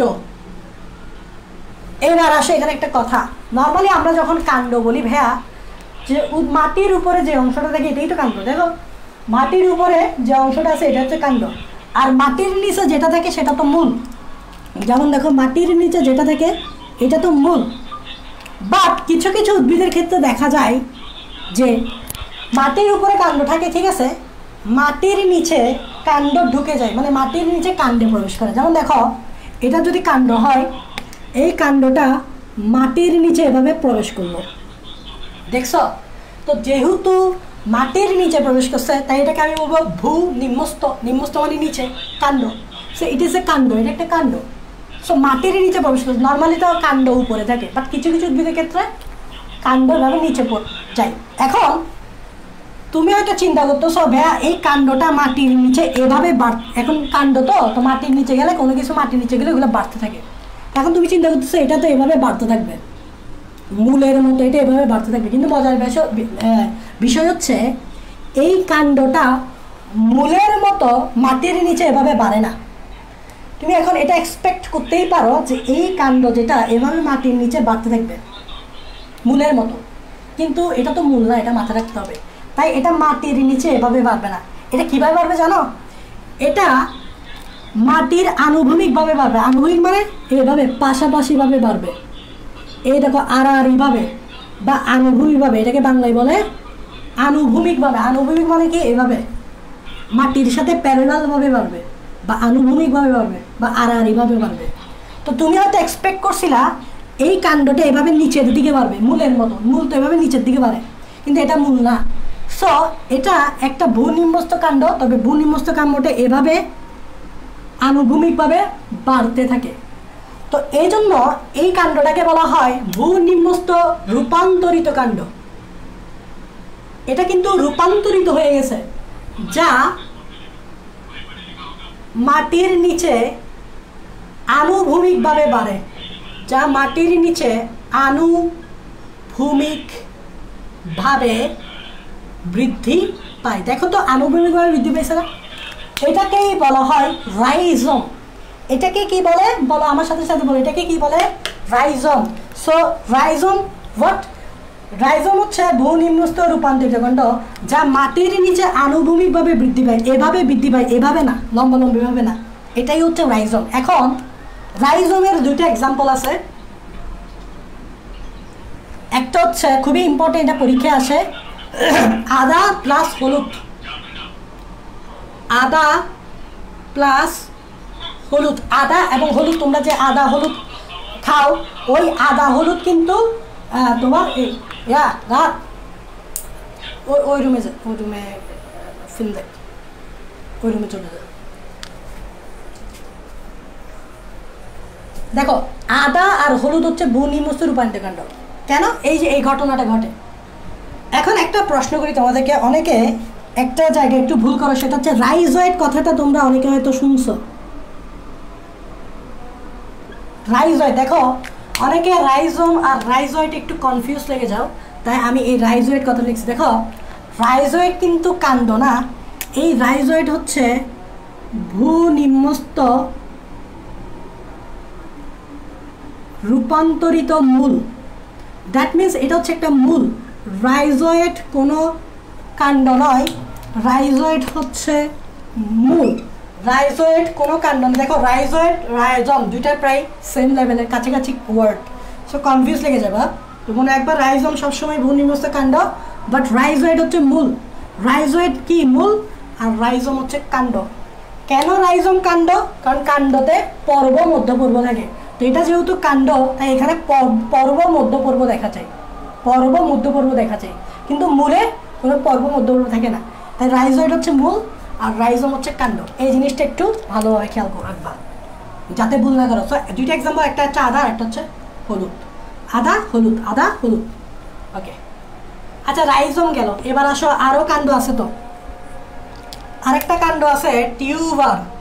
দেখো তোমরা কিন্তু অনেকে এই জিনিসগুলো একটু কাছাকাছি টাইপসের, তো তুমি রাইজম টিউবার এগুলোকে তুমি আলাদা করতে পারবে না, তবে এগুলোর মধ্যে ডিসিমিলারিটি আছে, অনেক ডিফারেন্স আছে। যেমন টিউবার কি, যেমন আমি যদি বলি টিউবার কি, সেটা বলতে হলে তোমাকে আগে বলতে হবে সেটা হচ্ছে টিউবারও কিন্তু একটি ভূনিম্নস্থ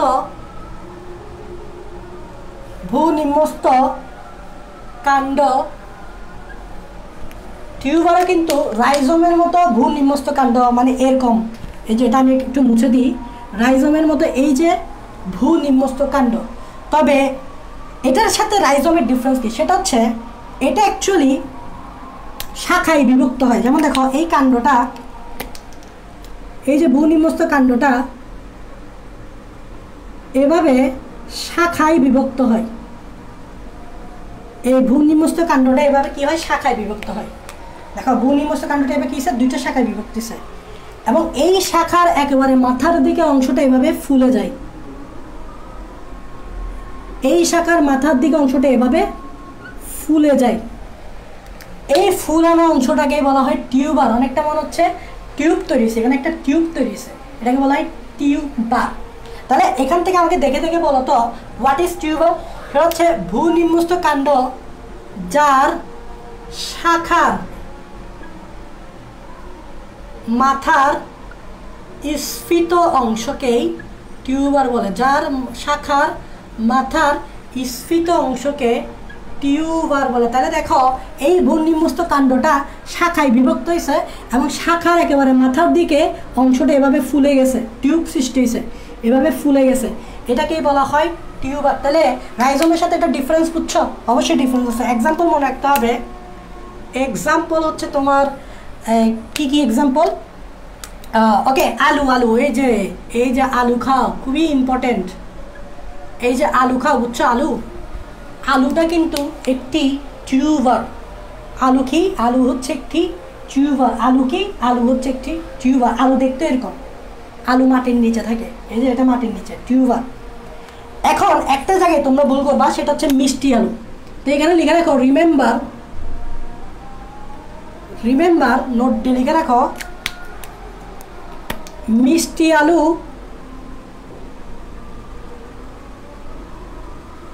মূলের স্ফীত অংশ। মিষ্টি আলু মূলের স্ফীত অংশ, এই জায়গায় তোমরা একটু ভেবাচেকা খাই যাবা। দেখো টিউবার হচ্ছে বা আলুটা হচ্ছে কাণ্ডের স্ফীত অংশ। টিউবার হচ্ছে কাণ্ডের স্ফীত অংশ, আর মিষ্টি আলু নট আলু হচ্ছে মূলের স্ফীত অংশ। এই জায়গায় তোমরা ভুল করবা।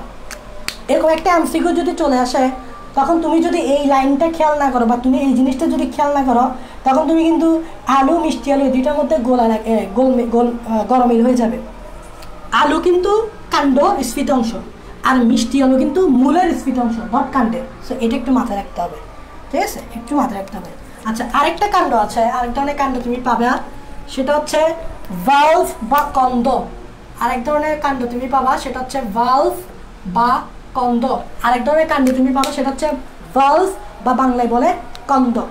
এটার সাথে এর আগেগুলোর কি ডিফারেন্স, সেটাই আমি বুঝাবো। দেখো, সেটা হচ্ছে যে এটাও কিন্তু একটা কাণ্ড, ভালভটাও কিন্তু অবশ্যই একটা কাণ্ড, তবে এটাও কিন্তু একটা ভূনিম্নস্থ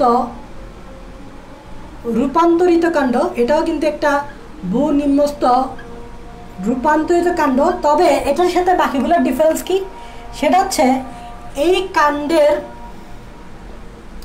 স্ফীত অংশ খুবই ক্ষুদ্র, গোলাকার, খুবই ক্ষুদ্র,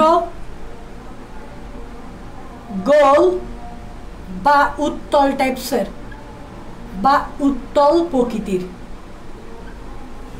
দেখো এটাও ভূনিম্নস্থ রূপান্তর কাণ্ড। কাণ্ডের স্ফীত অংশ খুবই ক্ষুদ্র হয়, গোল বা উত্তল টাইপসের হয়। দেখো এর আগে যে তুমি টিউব, এটাই দেখো, এটা হচ্ছে টিউবার। এখানে যে স্ফীত অংশটা এটা অনেক বড় না, এটা অনেক বড়। তো এখানে বাল্ব কম দেখাতে এটা একটু ছোট হবে, অনেকটা বাল্বের মতো, বাল্বের সাইজ। তো এটা এরকম হবে না, এটা হবে এরকম। দেখো এটা হচ্ছে তোমার ভূনিম্নস্থ রূপান্তরিত কাণ্ড। এই জায়গায় জাস্ট একটা ছোট করে বাল্বের মতো একটা অংশ তৈরি হবে, ছোট করে বাল্বের মতো একটা অংশ তৈরি হবে। এটাকে আমরা বলবো বাল্ব বা বাংলায় বলে কন্দ। এক্সাম্পল মনে রাখতে হবে, এক্সাম্পল দুইটা, একটা হচ্ছে পেঁয়াজ, একটা হচ্ছে পেঁয়াজ আর একটা হচ্ছে রসুন। এই এক্সাম্পলগুলো পরীক্ষায় আসবে, এক্সাম্পলগুলো পরীক্ষায় আসবে, বলবে নিচের কোনটি বাল্বের উদাহরণ। তাহলে পেঁয়াজ আর রসুনের মধ্যে একটা থাকলে সেটাই হচ্ছে আনসার। তাহলে আমরা কাণ্ড বলে বসি, তাহলে আমরা কি বলে বসি, কাণ্ড বলে বসি। তাহলে আমরা কি বলে বসি, কাণ্ড বলে বসি। তাহলে আমাদের কাণ্ড শেষ। তাহলে আমাদের কি শেষ বলো, কাণ্ড শেষ। এখন আমরা যেটাতে যাব সেটা হচ্ছে পাতা। এখন আমরা যেটাতে যাব সেটা হচ্ছে পাতা। আচ্ছা তোমরা আমাকে একটু কমেন্টে বলো তো, আমি একটু কমেন্ট চেক করি, অনেকক্ষণ ধরে কমেন্ট চেক করতেছি না। তোমরা একটু আমাকে বলো তো এতক্ষণ ধরে যা বুঝেছি তা বুঝছো কি না, আর যদি না বুঝো তা কোন জায়গাটা বুঝো নেই সেটা আমাকে একটু কমেন্টে জানাও। আমি এখনই কমেন্ট চেক করে পাতা নিয়ে একটু স্টাডি করতেছি।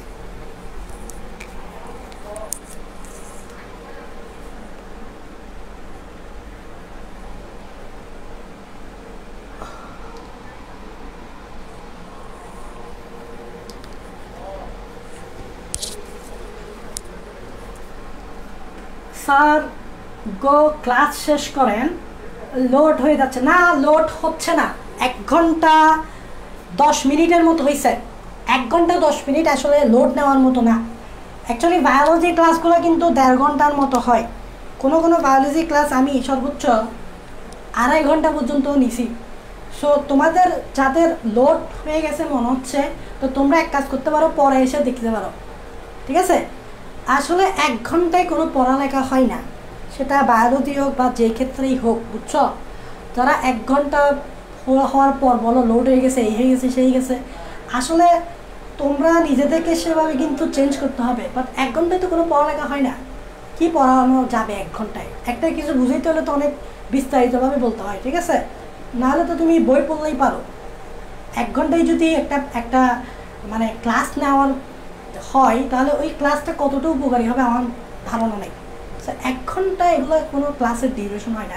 একটা ক্লাসের ডিউরেশন হওয়া উচিত 1.5 ঘন্টার মতো। বায়োলজি ক্লাস, বিশেষ করে বায়োলজি ক্লাস অনেক তথ্য থাকে, অনেক তথ্য থাকাতে কিন্তু ক্লাসগুলো একটু লেংথি হয়, ঠিক আছে। তুমি যে কোনো টিচারের কাছে যাও, শুধু আমার না, বায়োলজি ক্লাসগুলো দেখবা আর সবসময় লেংথি হয়। অনেকে 2.5 ঘন্টা 3 ঘন্টাও নিছে, আমি নিজেই 2.5 ঘন্টা নিছি। সো 1 ঘন্টা হলে তোমরা চলুন শুরু করে দাও, এটা কিন্তু ঠিক না। তোমার যদি মনে হয় লোড হয়ে যাচ্ছে, তাহলে তুমি চলে যাও, তুমি এসে রেকর্ড দেখে যাও, রেকর্ড দেখে যাও এসে। বাকি যারা দেখতেছে তাদেরকে দেখতে দাও। হ্যাঁ, তুমি যখন এটা বলতেছো, অন্যরা তোমার থেকে দেখা দেখে অন্যরা বলবে ভাইয়া লোড হয়ে যাচ্ছে, ক্লাসটা স্টপ করে দেন, এরকম হলে তো হবে না, ঠিক আছে। একটা বায়োলজি ক্লাস সবসময় 1.5 ঘন্টার মতো হওয়া উচিত। অনেক সময় কিন্তু আমি নিজেও কিন্তু 1.5 ঘন্টা না, 2.5 ঘন্টার মতো ক্লাস নিছি, রেকর্ড আছে। ওকে,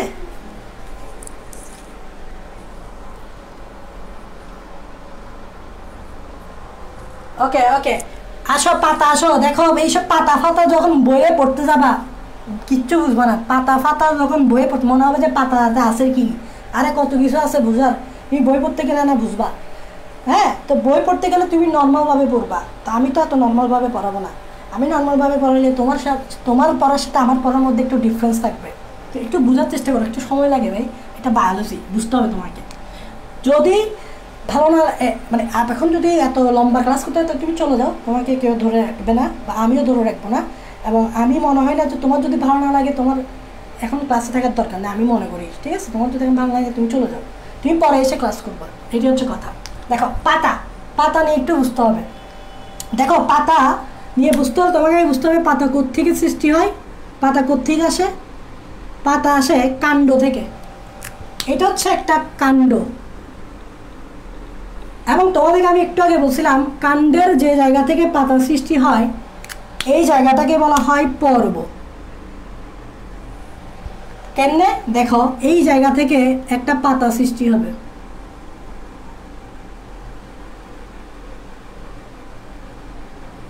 দেখছো এই জায়গা থেকে একটা পাতা সৃষ্টি হচ্ছে। তো কাণ্ডের যে জায়গা থেকে, বলো কাণ্ডের যে জায়গা থেকে পাতা সৃষ্টি হয় তাকে আমরা কি বলবো? পর্ব। কি বলবো? পর্ব। এতটুকু তো বুঝতে পারছো আলহামদুলিল্লাহ। এটা একটা পাতা, এবং তোমরা জানো পাতার এই যে অংশটা দেখতে পারতেছো এটাকে কি বলে জানো? এই যে আমি এই অংশটা আঁকলাম এটাকে কি বলে জানো? এটাকে বলা হয় পত্রবৃন্ত। এটাকে বলা হয় পত্রবৃন্ত বা পত্র বোটা বা পাতার যে, তোমরা নর্মালি পাতা যখন ছিঁড়ো তখন তোমরা কিন্তু বোটা সহ ছিঁড়ো, তো পাতার একটা বোটা দেখতে পাবা, তো এটা হচ্ছে সেটা পত্র। এটাকে ইংরেজি নামও জানতে হবে অবশ্য, ইংরেজি নামটা হচ্ছে পেটিওল। ইংরেজি নামটা হচ্ছে পেটিওল। ভাই ইংরেজি নাম অবশ্যই জানতে হবে, কারণ বায়োলজি পরীক্ষার সময় ইংরেজি নামগুলো ইউজ করে। তো তুমি যদি ইংরেজি নামগুলো ইউজ না করো, না জানো, তাহলে তোমার কিন্তু ওইটা তোমার কাছে আননোন লাগবে, অচেনা লাগবে। বলবে বইয়ের বাইরে দিছো, বলবে যে স্যার বইয়ের বাইরে দিছে, কিন্তু তুমি অ্যাকচুয়ালি ইংরেজি নামটাই শিখো নেই, তো এটা তো বইয়ের ভিতরেই ছিল, ঠিক আছে? সো এটা হচ্ছে পত্রবৃন্ত, পত্রবৃন্ত। এখন দেখো এদিক দিয়ে একটা এরকম একটা জিনিস বাইরে, এটাকে কি বলে জানো? এটাকে বলা হয় শিরা, বা অ্যাকচুয়ালি আমি এটাকে বলবো মধ্যশিরা। মধ্যশিরা কেন বলে? কারণ এটা মাঝখান দিয়ে থাকে এবং এই জায়গা থেকে আরও কিছু শিরা বের হয়, এগুলোকে বলে উপশিরা। এগুলোকে কি বলে? এগুলোকে বলে উপশিরা। এগুলোকে কি বলে? উপশিরা। আচ্ছা, এতটুকু তো বুঝতে পারছো? ওকে, এখন দেখো এটা তো বুঝলাম। এখন এই পুরা যে অংশটা, এই যে পুরা পাতার এই অংশটা দেখতে পাচ্ছ, মানে এই পুরো অংশটা, যেমন এটা আমার যদি পাতা ধরো, এই পুরা সারফেসটা, পাতার এই পুরা সারফেসটাকে কি বলে বলো তো? এটাকে আমি বলছিলাম একবার, সেটাকে বলে, এই পুরা সারফেসটাকে বলে পত্রফলক। কি বলে? পত্রফলক, বা ইংরেজিতে বলে লেমিনা। কি বলে? পত্রফলক, বা ইংরেজিতে বলে লেমিনা। পত্রফলক বা ইংরেজিতে বলে লেমিনা। পত্রফলক বা ইংরেজিতে বলে লেমিনা।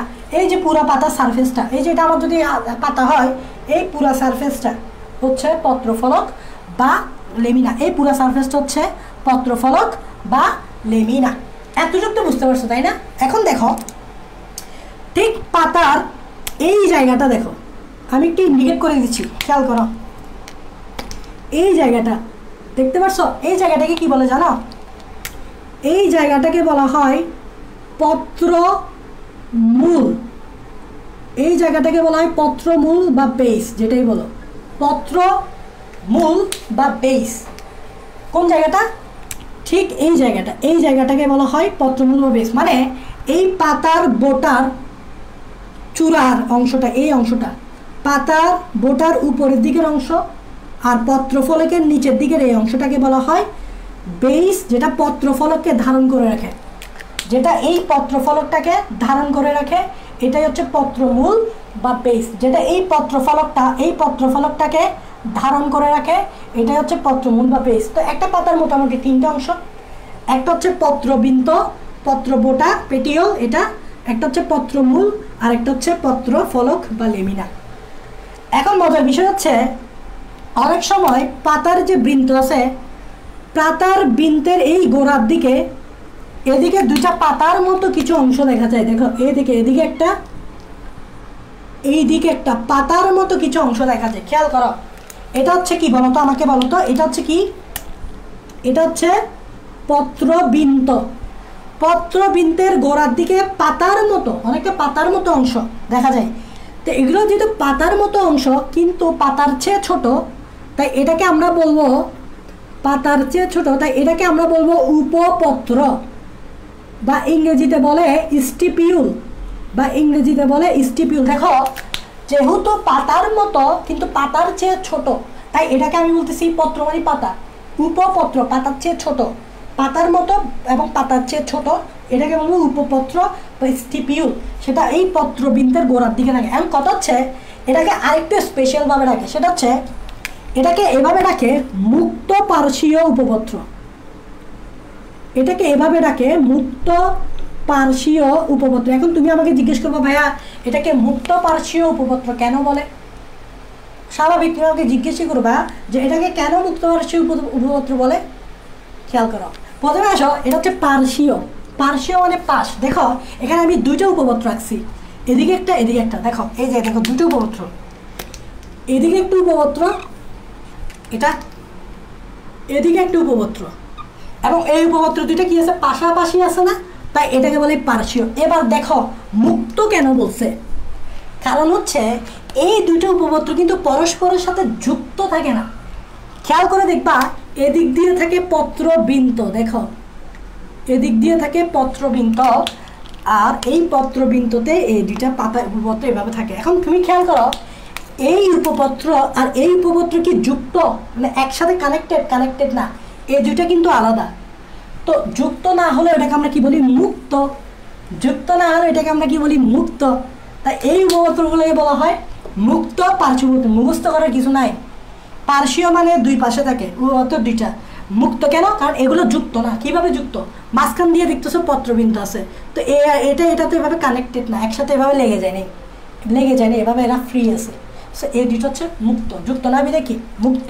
দেখছো এখানে আসলে মুখস্থ করার কিছু নেই, তাহলে তোমরা পাতা সম্বন্ধে অনেক কিছু জেনে ফেলছো, এই ফিগারের মাধ্যমে পাতা সম্বন্ধে অনেক কিছু জেনে ফেলছো। এবার দেখো পাতার ক্লাসিফিকেশন করতে হবে। পাতার কি পড়তে হবে? ক্লাসিফিকেশন। পাতার কি পড়তে হবে বলো? ক্লাসিফিকেশন। পাতার ক্লাসিফিকেশন। আচ্ছা, পাতার ক্লাসিফিকেশন একটা জিনিসের উপর ভিত্তি করে আমি দিতে পারি, সেটা হচ্ছে পত্রবৃন্ত বা পত্র বোটার উপর ভিত্তি করে। সেটা হচ্ছে একটা পাতায় কি পত্র বোটা বা বৃন্ত আছে নাকি নাই। ধরো একটা পাতায় পত্রবৃন্ত আছে, একটা পাতায় কি আছে বলতো? পত্রবৃন্ত আছে। যদি যে পাতায় পত্রবৃন্ত থাকবে, যে পাতায় পত্রবৃন্ত থাকে সেই পাতাকে আমরা নিশ্চয়ই বলবো পিটিওলেট। ওই পাতাকে আমরা বলবো পিটিওলেট।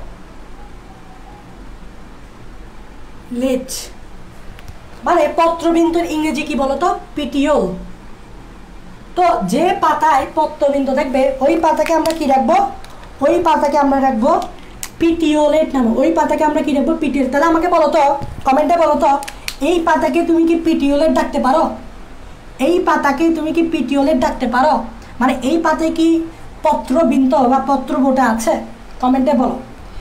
এই পাতাটা যেটা আমি আঁকছি এখানে কোনো পত্রবৃন্ত বা পত্রবোটা আছে? আনসার হচ্ছে আছে। তো এই যে এটাই তো পত্রবৃন্ত।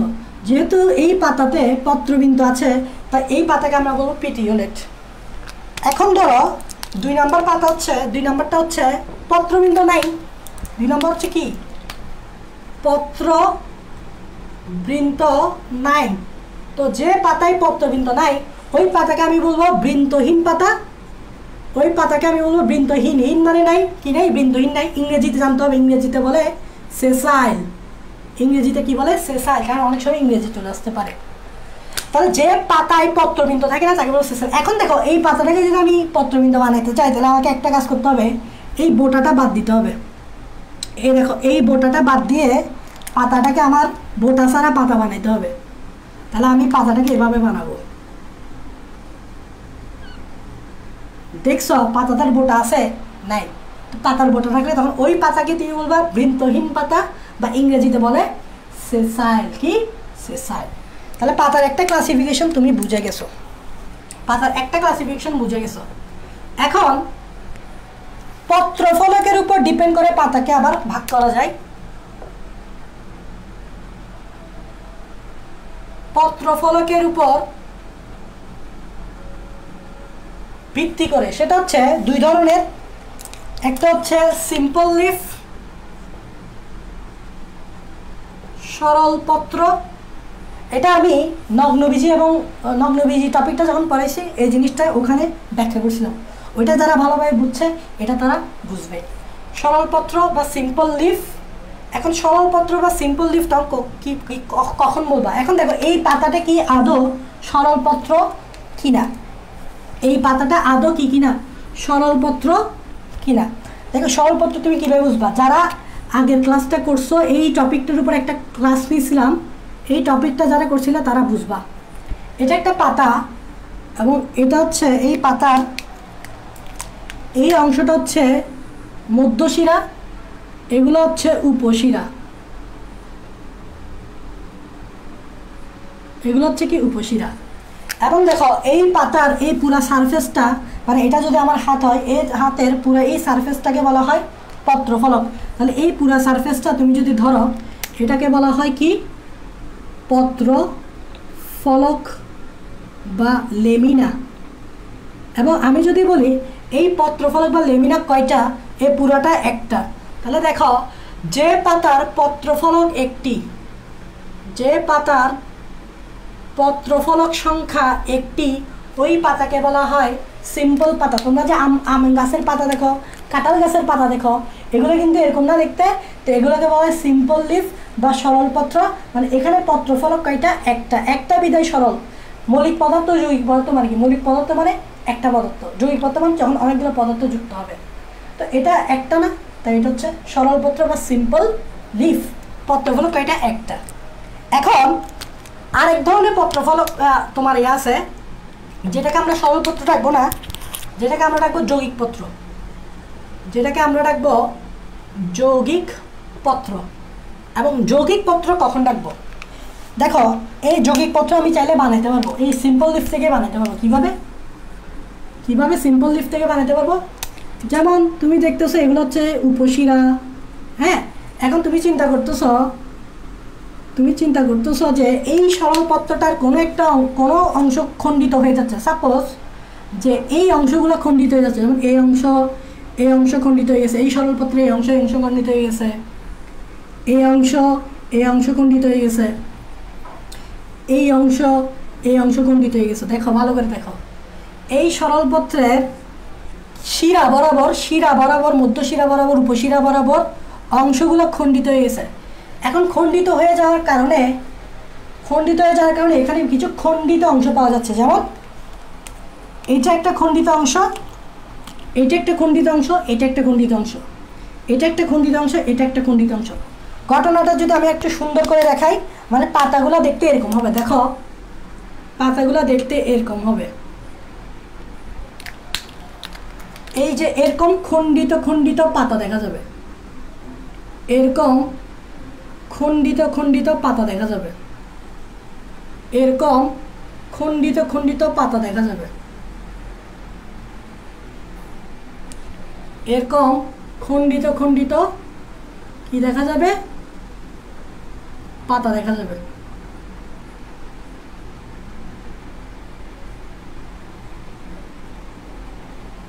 এই দেখো এরকম খণ্ডিত কি দেখা যাবে? পাতা দেখা যাবে। এটাকেই বলা হয় যৌগিক পত্র। এই ধরনের পাতাকে বলা হয় যৌগিক পত্র। এখন দেখো তোমরা হয়তো অনেকে বলবা, ভাই এটা একটা পাতা, এটা একটা পাতা, এটা একটা পাতা, এটা একটা পাতা, এটা একটা পাতা, এটা একটা। দেখো এগুলো পাতা না, আমি বলছিলাম এগুলো হচ্ছে কি পাতার খণ্ডিত অংশ। যেমন দেখো এটা হচ্ছে এটা হচ্ছে এটা, এগুলো হচ্ছে পাতার খণ্ডিত অংশ। তো পাতার খণ্ডিত অংশ কি তুমি পাতা রাখবা নাকি অন্য নামে রাখবা? অন্য নামে রাখবা। তো পাতার খণ্ডিত অংশকে আমরা কি বলবো? এগুলোকে বলা হয় পত্রক। এগুলোকে বলা হয় কি? পত্রক। এগুলোকে কি বলে? এগুলোকে বলা হয় পত্রক। পাতার খণ্ডিত অংশকে কি বলে? পাতার খণ্ডিত অংশকে বলা হয় পত্রক। আবার বলো, এগুলো কি পাতা না, এগুলো হচ্ছে পাতার খণ্ডিত অংশ। তাই পাতার খণ্ডিত অংশকে তুমি পাতা ডাকবা না, এগুলোকে ডাকবা হচ্ছে পত্রক। এবং এটা পুরাটাই একটা পাতা, এটা পুরাটাই হচ্ছে একটা পাতা। সিম্পল পাতাটাকে আমি যৌগিক পাতা বানাইছি, তবে সিম্পল পাতায় তো পুরাই একটা পত্রফলক ছিল, কিন্তু এখানে এভাবে বিভিন্ন খণ্ডিত অংশ, পাতার খণ্ডিত অংশ পাওয়া গেছে। এগুলোকে তখন আমি আর পাতা রাখতে পারবো না, এগুলোকে আমি রাখবো পত্রক নামে। এগুলোকে কি নামে রাখবো? পত্রক নামে। এটা হচ্ছে কথা। তো এখানে অসংখ্য পত্রক আছে বিদায় এটাকে বলে যৌগিক। যৌগিক মানে কি? যেখানে অসংখ্য জিনিস থাকে বা মৌলিক জিনিস থাকে, এখানে অসংখ্য পত্রফলক বা পত্রক থাকে বিদায় এটাকে আমি বলবো যৌগিক। যেরকম যৌগিক পদার্থ পড়ছে, অসংখ্য মৌলিক পদার্থ মিলে যৌগিক পদার্থ হয়। এখন দেখো এই জিনিসটাকে কি বলে? এই যে মাঝখান দিয়ে একটা অংশ গেল, এই জিনিসটাকে কি বলে? এই মাঝখান দিয়ে এভাবে একটা অংশ গেল না, এই জিনিসটাকে তুমি ডাকবা কি নামে? এই জিনিসটাকে ডাকবা একটা নামে। এই জিনিসটার নাম হচ্ছে র্যাকিস। এই জিনিসটার নাম হচ্ছে কি? র্যাকিস। এই জিনিসটার নাম কি? র্যাকিস। যেমন দেখো এই যে এটা হচ্ছে সিম্পল পাতা না, এই যে এই অংশটা হচ্ছে কি ছিল? সিম্পল পাতা না। এই সিম্পল পাতার যে মধ্য শিরাটা দেখতেছ, এই মধ্য শিরাটাই হচ্ছে এখানকার র্যাকিস। এই সিম্পল পাতার যে মধ্য শিরা দেখতেছ, এই মাঝখানের শিরাটাই হচ্ছে এখানকার র্যাকিস। এই অংশটাকে পুরোটাকে কি বলে? র্যাকিস। এটা মাথায় রাখবা, ঠিক আছে? এগুলো কি বলে? র্যাকিস। এটা হচ্ছে একটা যৌগিক পত্র। তাহলে আশা করি বুঝছো what is simple leaf, what is compound leaf, what is সরল পত্র, হোয়াট ইজ যৌগিক পত্র। এই অংশটাকে বলে র্যাকিস। আচ্ছা, এটাই হচ্ছে মৌলিক সরল পত্র, যৌগিক পত্রের এক্সাম্পল। এখন দেখো যৌগিক পত্রগুলোকে তুমি অবশ্যই কয়েকটা ভাগে ভাগ করতে পারবা। যৌগিক পত্র যেগুলো আছে, যৌগিক পত্রগুলোকে তুমি অবশ্যই কয়েকটা ভাগে অবশ্যই ভাগ করতে পারবা। মানে যৌগিক পত্র নিয়ে আমাকে আরেকটু স্টাডি করতে হবে। সরল পত্র গেল, এই যৌগিক পত্র তো তোমাকে আমি দেখাইলাম। যৌগিক পত্র নিয়ে একটু স্টাডি করতে হবে। কি করতে হবে? স্টাডি। যৌগিক পত্র,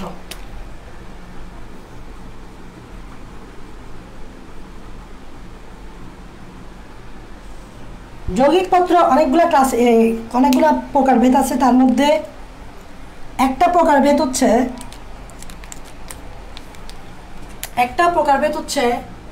সচূড় পক্ষল যৌগিক পত্র। সচূড় পক্ষল যৌগিক পত্র, এটা বোঝার চেষ্টা করো। সচূড় পক্ষল যৌগিক পত্র মানে কি? দেখো আমি এখানে একটা যৌগিক পত্র আঁকি আগে। এটা হচ্ছে কি? র্যাকিস। এবং এখানে এভাবে কি থাকে বলো তো? এভাবে দুই পাশে, উভয় পাশে এভাবে কি থাকে? পত্রক থাকে। পাতা না কি থাকে? পত্রক। এভাবে দুই পাশে উভয় পাশে কি থাকে বলো তো? পত্রক। মনে আছে তো? এই যে পত্রক থাকে। হ্যাঁ, এই যে এই অংশটা কি বলতো? এই অংশটা হচ্ছে র্যাকিস। আর এগুলোকে কি বলে বলতো? এগুলোকে বলে পত্রক। এখন এটাকে তুমি সচূড় পক্ষল যৌগিক পত্র ডাকতে পারবে কিনা দেখো। এটা যদি জানতে হয় তার আগে জানতে হবে সচূড় মানে কি। সচূড় মানে হচ্ছে যেটা একটা স মানে স আছে, চূড়া মানে চূড়া, মানে এটা চূড়া। র্যাকিসের যে চূড়া, এটা যদি পুরাটা একটা র্যাকিস হয়, মাঝখানে অংশটা যদি র্যাকিস হয়, এটা হচ্ছে র্যাকিসের চূড়া। তো র্যাকিসের চূড়ায় যদি কোনো একটা বিজোড় সংখ্যক বা একটা সিঙ্গেল পাতা পত্রক থাকে, তাহলে ওটাকে আমি বলবো সচূড় পক্ষল যৌগিক পত্র। দেখো আবার বলতেছি আমি, সচূড় মানে কি? সচূড় মানে হচ্ছে র্যাকিসের চূড়ায়, দেখো র্যাকিসের চূড়া মানে কি? পুরাটা হচ্ছে র্যাকিস আর এটা হচ্ছে চূড়া। র্যাকিসের চূড়ায় একটি পত্রক দেখা যায়। একটি পত্রক থাকলে, একটি র্যাকিসের চূড়ায় একটি পত্রক থাকলে, র্যাকিসের চূড়ায় একটি পত্রক থাকলে, একটি পত্রক থাকলে, র্যাকিসের চূড়ায় একটি পত্রক থাকলে তুমি এটাকে সচূড় বলতে হবে। কারণ সচূড় মানে কি? চূড়া। র্যাকিসের চূড়াতে কি আছে? একটি পত্রক থাকলে। দেখো এটা হচ্ছে র্যাকিসের চূড়া এবং দেখবা এইখানে এভাবে একটা পত্রক থাকে, দেখতে পারছো? তার মানে এটা হচ্ছে বলতো কি? এটা হচ্ছে র্যাকিসের চূড়া, র্যাকিসের চূড়া। এবং র্যাকিসের চূড়াতে তোমার একটা পত্রক আছে, দ্যাটস ওয়াই এটাকে সচূড় বলতেছে। পক্ষল মানে হচ্ছে পাশাপাশি পত্রক থাকে, ঠিক আছে? পক্ষল মানে হচ্ছে কি? পাশাপাশিভাবে পত্রক থাকে। তো এটার এক্সাম্পল মনে রাখতে হবে, খুবই ইম্পর্টেন্ট, পরীক্ষায় আসবে। লিখে রাখো গোলাপ। এটার এক্সাম্পল হচ্ছে গোলাপ, যেটা আমরা দিয়ে থাকি, যেটা নর্মালি আমরা অন্য কাউকে দিয়ে থাকি, সেটা হচ্ছে গোলাপ। গোলাপের পাতা কিন্তু এরকম, মানে গোলাপের পাতার এক্সাম্পল হচ্ছে সচূড় পক্ষল যৌগিকপত্র, মানে এরকম। সেটা মাথায় রাখবে, এটা এমসিকিউতে চলে আসবে। নিচের কোনটি সচূড় পক্ষল যৌগিকপত্র? আনসার হচ্ছে গোলাপ। ওকে, এখন দেখো আরেক ধরনের যৌগিকপত্র আছে যেটাকে আমরা বলি অচূড় পক্ষল যৌগিকপত্র। এখন দেখো তুমি যদি সচূড় জানো তাহলে অচূড় জানার কোনো ব্যাপার না। দেখো অচূড় মানে কি বলতো? অচূড় মানে হচ্ছে চূড়াই নাই, নাই মানে কি? চূড়াই কোনো পত্রক নাই। তাহলে লিখো র্যাকিসের চূড়ায় কোনো পত্রক নেই, দ্যাটস এটাকে অচূড় বলতেছে। তার মানে এতক্ষণ ধরে এখানে আমি একটা পত্রক দিলাম না, এখন র্যাকিসের চূড়ায় আমি কোনো পত্রক দিলাম না, তখন এই ধরনের পত্রকে বলা হয় অচূড় পক্ষল যৌগিকপত্র। অ মানে নাই, চূড় মানে নাই, চূড়াই নাই, কি নাই? র্যাকিসের চূড়ায় কোনো পত্রক নাই, নাই, তাই এটাকে বলা অচূড় পক্ষল যৌগিকপত্র। এক্সাম্পল মনে রাখতে হবে। এক্সাম্পল হচ্ছে আমরা যে কৃষ্ণচূড়া গাছ দেখি, আমরা যে কৃষ্ণচূড়া গাছ দেখি,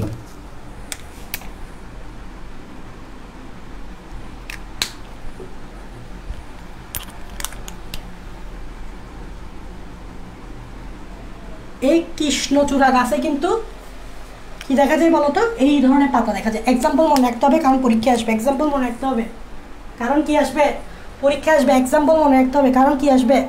পরীক্ষায় আসবে। ওকে ওকে ওকে, আচ্ছা, এই দুইটা ক্লাসিফিকেশন আমরা দেখলাম। এখন আরেক ধরনের ক্লাসিফিকেশন দেখাও, সেটা হচ্ছে দ্বিপক্ষল যৌগিকপত্র। দ্বিপক্ষল, এটা একটু ভালোভাবে বুঝতে হবে, এগুলো অনেকে বুঝে না। দ্বিপক্ষল যৌগিকপত্র অনেকে বুঝে না। প্রথমে দেখো দ্বিপক্ষল যৌগিকপত্র মানে বুঝতে হলে তোমাকে কিছু পয়েন্ট লিখতে হবে। তা আমাকে আমার সাথে সাথে এখানে কিছু পয়েন্ট লিখো। সেটা হচ্ছে যে র্যাকিসের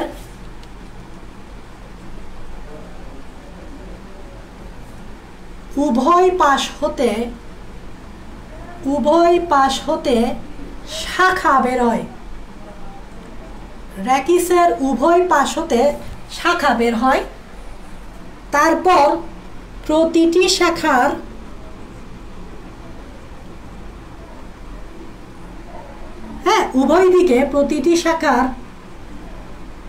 উভয় দিকে পত্রক বিন্যস্ত হয়। পত্রক, এই দুইটা লাইন বুঝলেই তুমি বুঝে যাবা হোয়াট ইজ দ্বিপক্ষল যৌগিকপত্র। এটাকে আমি কিভাবে দ্বিপক্ষল যৌগিকপত্র বানাবো দেখো। দেখো এটাকে আমি কিভাবে দ্বিপক্ষল যৌগিকপত্র বানাবো দেখো। এই দেখো, এটা কি বলতো? আবার প্রথম থেকে দেখাই। এটা হচ্ছে র্যাকিসের চূড়া, সরি এটা হচ্ছে র্যাকিস। এটা কি? এটা হচ্ছে র্যাকিস। দেখো এখানে র্যাকিসের উভয় পাশ হতে শাখা বের করবা। এদিক দিয়ে একটা শাখা বের করলাম, এই পাশে আরেকটা শাখা বের করলাম, এদিক দিয়ে একটা শাখা বের করলাম, এদিক দিয়ে একটা শাখা বের করলাম, ঠিক আছে?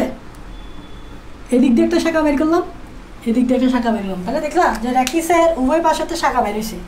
এবার প্রতিটা শাখায় এভাবে উভয় দিকে পত্রক দিয়ে দিবা। উভয় দিকে এভাবে কি দিয়ে দিবা? পত্রক দিয়ে দিবা। দেখো উভয় দিকে এভাবে কি দিয়ে দিবা? পত্রক দিয়ে দিবা। এই দেখছো, উভয় দিকে এভাবে কি দিয়ে দিবা? পত্রক দিয়ে দিবা। তাহলে ডিফারেন্সটা বুঝতে পারতেছো আগেরগুলোর থেকে? এটার ডিফারেন্সটা কোন জায়গায়? সেটা হচ্ছে আগেরগুলোতে র্যাকিসের কোনো শাখা ছিল না, এখানে কিন্তু এভাবে শাখা বাইরেছে, এবং শাখাগুলোতে এভাবে উভয় দিকে পত্রক বিন্যস্ত হয়েছে। আর দ্বিপক্ষল মানে হচ্ছে দুই পাশ থেকে দুইটা শাখা বেরিয়েছে, তাই এটাকে দ্বিপক্ষল বলতেছে। এবং এটার এক্সাম্পল অবশ্যই মনে রাখতে হবে। এটার এক্সাম্পল হচ্ছে বাদর লাঠি। এটার এক্সাম্পল হচ্ছে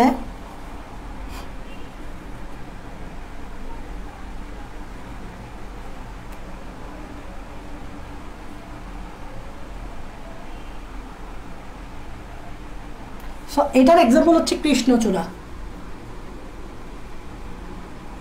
এবং তোমরা একটু কারেকশন করো, এর আগেরটা অচূড় যেটা ছিল ওটা ছিল বাদর লাঠি, এটা হচ্ছে কৃষ্ণচূড়া। একটু ভুল লিখছি আমি। এটার এক্সাম্পল হচ্ছে কৃষ্ণচূড়া, বইয়ে দেখলেই বুঝবো অবশ্য। এটার এক্সাম্পল হচ্ছে কৃষ্ণচূড়া। এর আগে আমি একটা কৃষ্ণচূড়া লিখছিলাম না, ওখানে এটা কৃষ্ণচূড়া হবে না, ওখানে এটা হবে বাদর লাঠি, আর এটা হবে কৃষ্ণচূড়া, ঠিক আছে? এটা একটু কারেকশন করবা, বইও আছে অবশ্য, তো তুমি আমি বই বললেও বুঝতে পারবে। বইয়ে জাস্ট ফিগারগুলো নাই, তো আমি সবসময় শিখে লাগবা যে ফিগার পরে পরে পড়বা, ফিগার পড়লে তুমি জিনিসগুলো বুঝতে পারবা। আরেক ধরনের তুমি পাবা, সেটাকে বলা হয় ত্রিপক্ষল যৌগিক পদ্ধতি। এটা কি, এটা বুঝতে হবে। দেখো ত্রিপক্ষল যৌগিক পদ্ধতি সেটা হচ্ছে র্যাকিসের উভয় পাশ হতে অবশ্যই শাখা বের হবে, উভয় পাশ হতে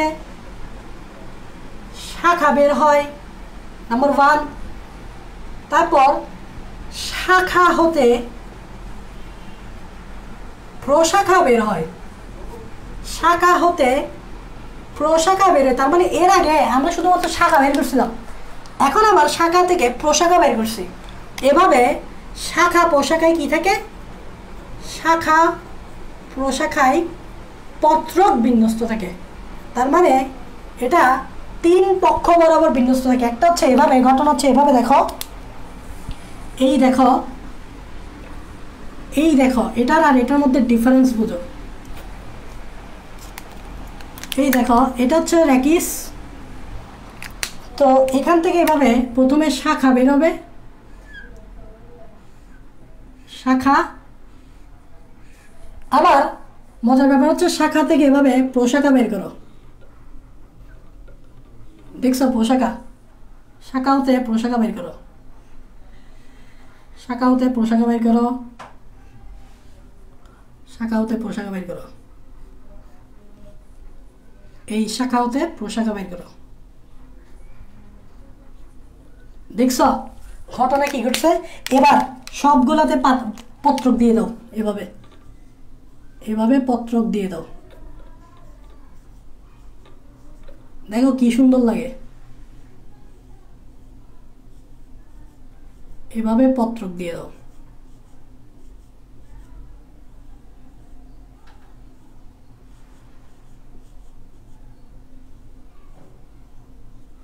ঠিক আছে, এখানেও দিতে পারবা, এখানেও এভাবে দিতে পারবা, এখানে এভাবে পত্রক দিতে পারবা। এভাবে দিতে থাকো, জিনিসটা অনেক সুন্দর লাগবে। দেখো শাখা প্রশাখা সবগুলোতে এভাবে পত্রক দিতে থাকো, শাখা প্রশাখায় এভাবে পত্রক দিতে থাকো। ঠিক আছে, এভাবে দিতে থাকবা, তাহলে বুঝতে পারছো ঘটনাটা কি। এটাকেই বলা হয় ত্রিপক্ষল যৌগিক পত্র, যেখানে র্যাকিসের উভয় পাশ হতে শাখা বের হয়, শাখা থেকে প্রশাখা বের হয়, তারপর শাখা প্রশাখায় পত্রক বিন্যস্ত থাকে।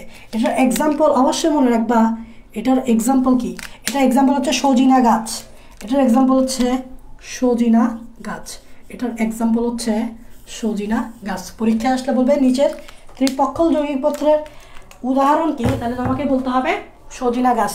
তাহলে অনেক ডিটেল একটা ক্লাস নিলাম এবং অনেক লেন্দি একটা ক্লাস নিলাম। তা আই হোপ তোমরা বুঝছো। তো তোমরা যদি বুঝে থাকো কমেন্ট করে আমাকে বলতে পারো যে আমরা বুঝছি সব কিছু। সো সব কিছু বুঝলে আমরা পরবর্তী আজকের ক্লাসটা এখানেই শেষ করতেছি। তো তোমরা যদি কোনো প্রশ্ন থাকে যে এই পর্যন্ত যা পড়েছি এগুলা ঠিক মতো বুঝতে পারছো কিনা, যে সব কিছু ভালোভাবে বুঝতে পারছো কিনা, যদি বুঝে থাকো কমেন্ট করো, আর প্রশ্ন থাকলেও কমেন্ট করো, আমি আনসার দিব। আর আগামী ক্লাসটা কালকেই হবে, কালকে আমি টাইমটা বলে দিব কোন টাইমে ক্লাসটা হবে। তো সেই পর্যন্ত তোমরা এই জিনিসটা কমপ্লিট করে রাখবা। মোস্ট ইম্পর্টেন্ট ব্যাপার হচ্ছে নোট করাটা, তোমরা নোট করবা বেশি বেশি।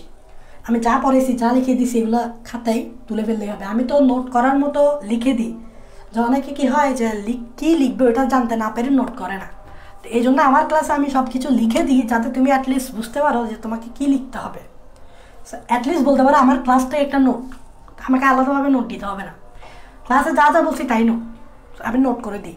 সো তোমরা এটা কপি করবা, জাস্ট কপি করে করে নোট তৈরি করে ফেলবা।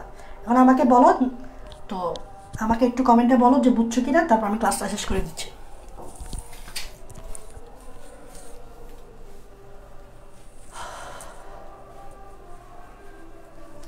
পক্ষল যৌগিক কি?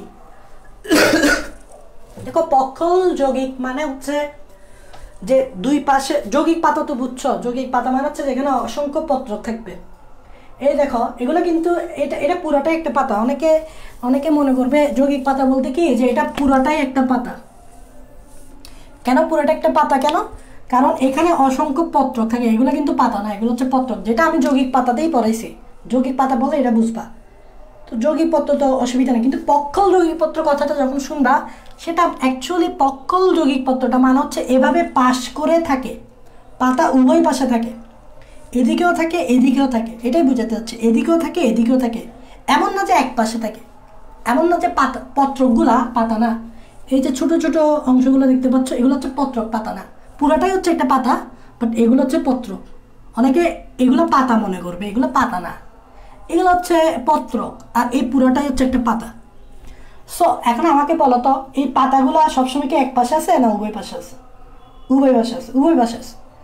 যৌগিক পত্রকে, যৌগিক পাতাতে পত্রগুলো কখনো এক পাশে থাকে না, মানে এভাবে থাকে না, এই যে এভাবে থাকে না, শুধুমাত্র এভাবে থাকে না, এভাবে পাশাপাশি থাকে, দেখছো?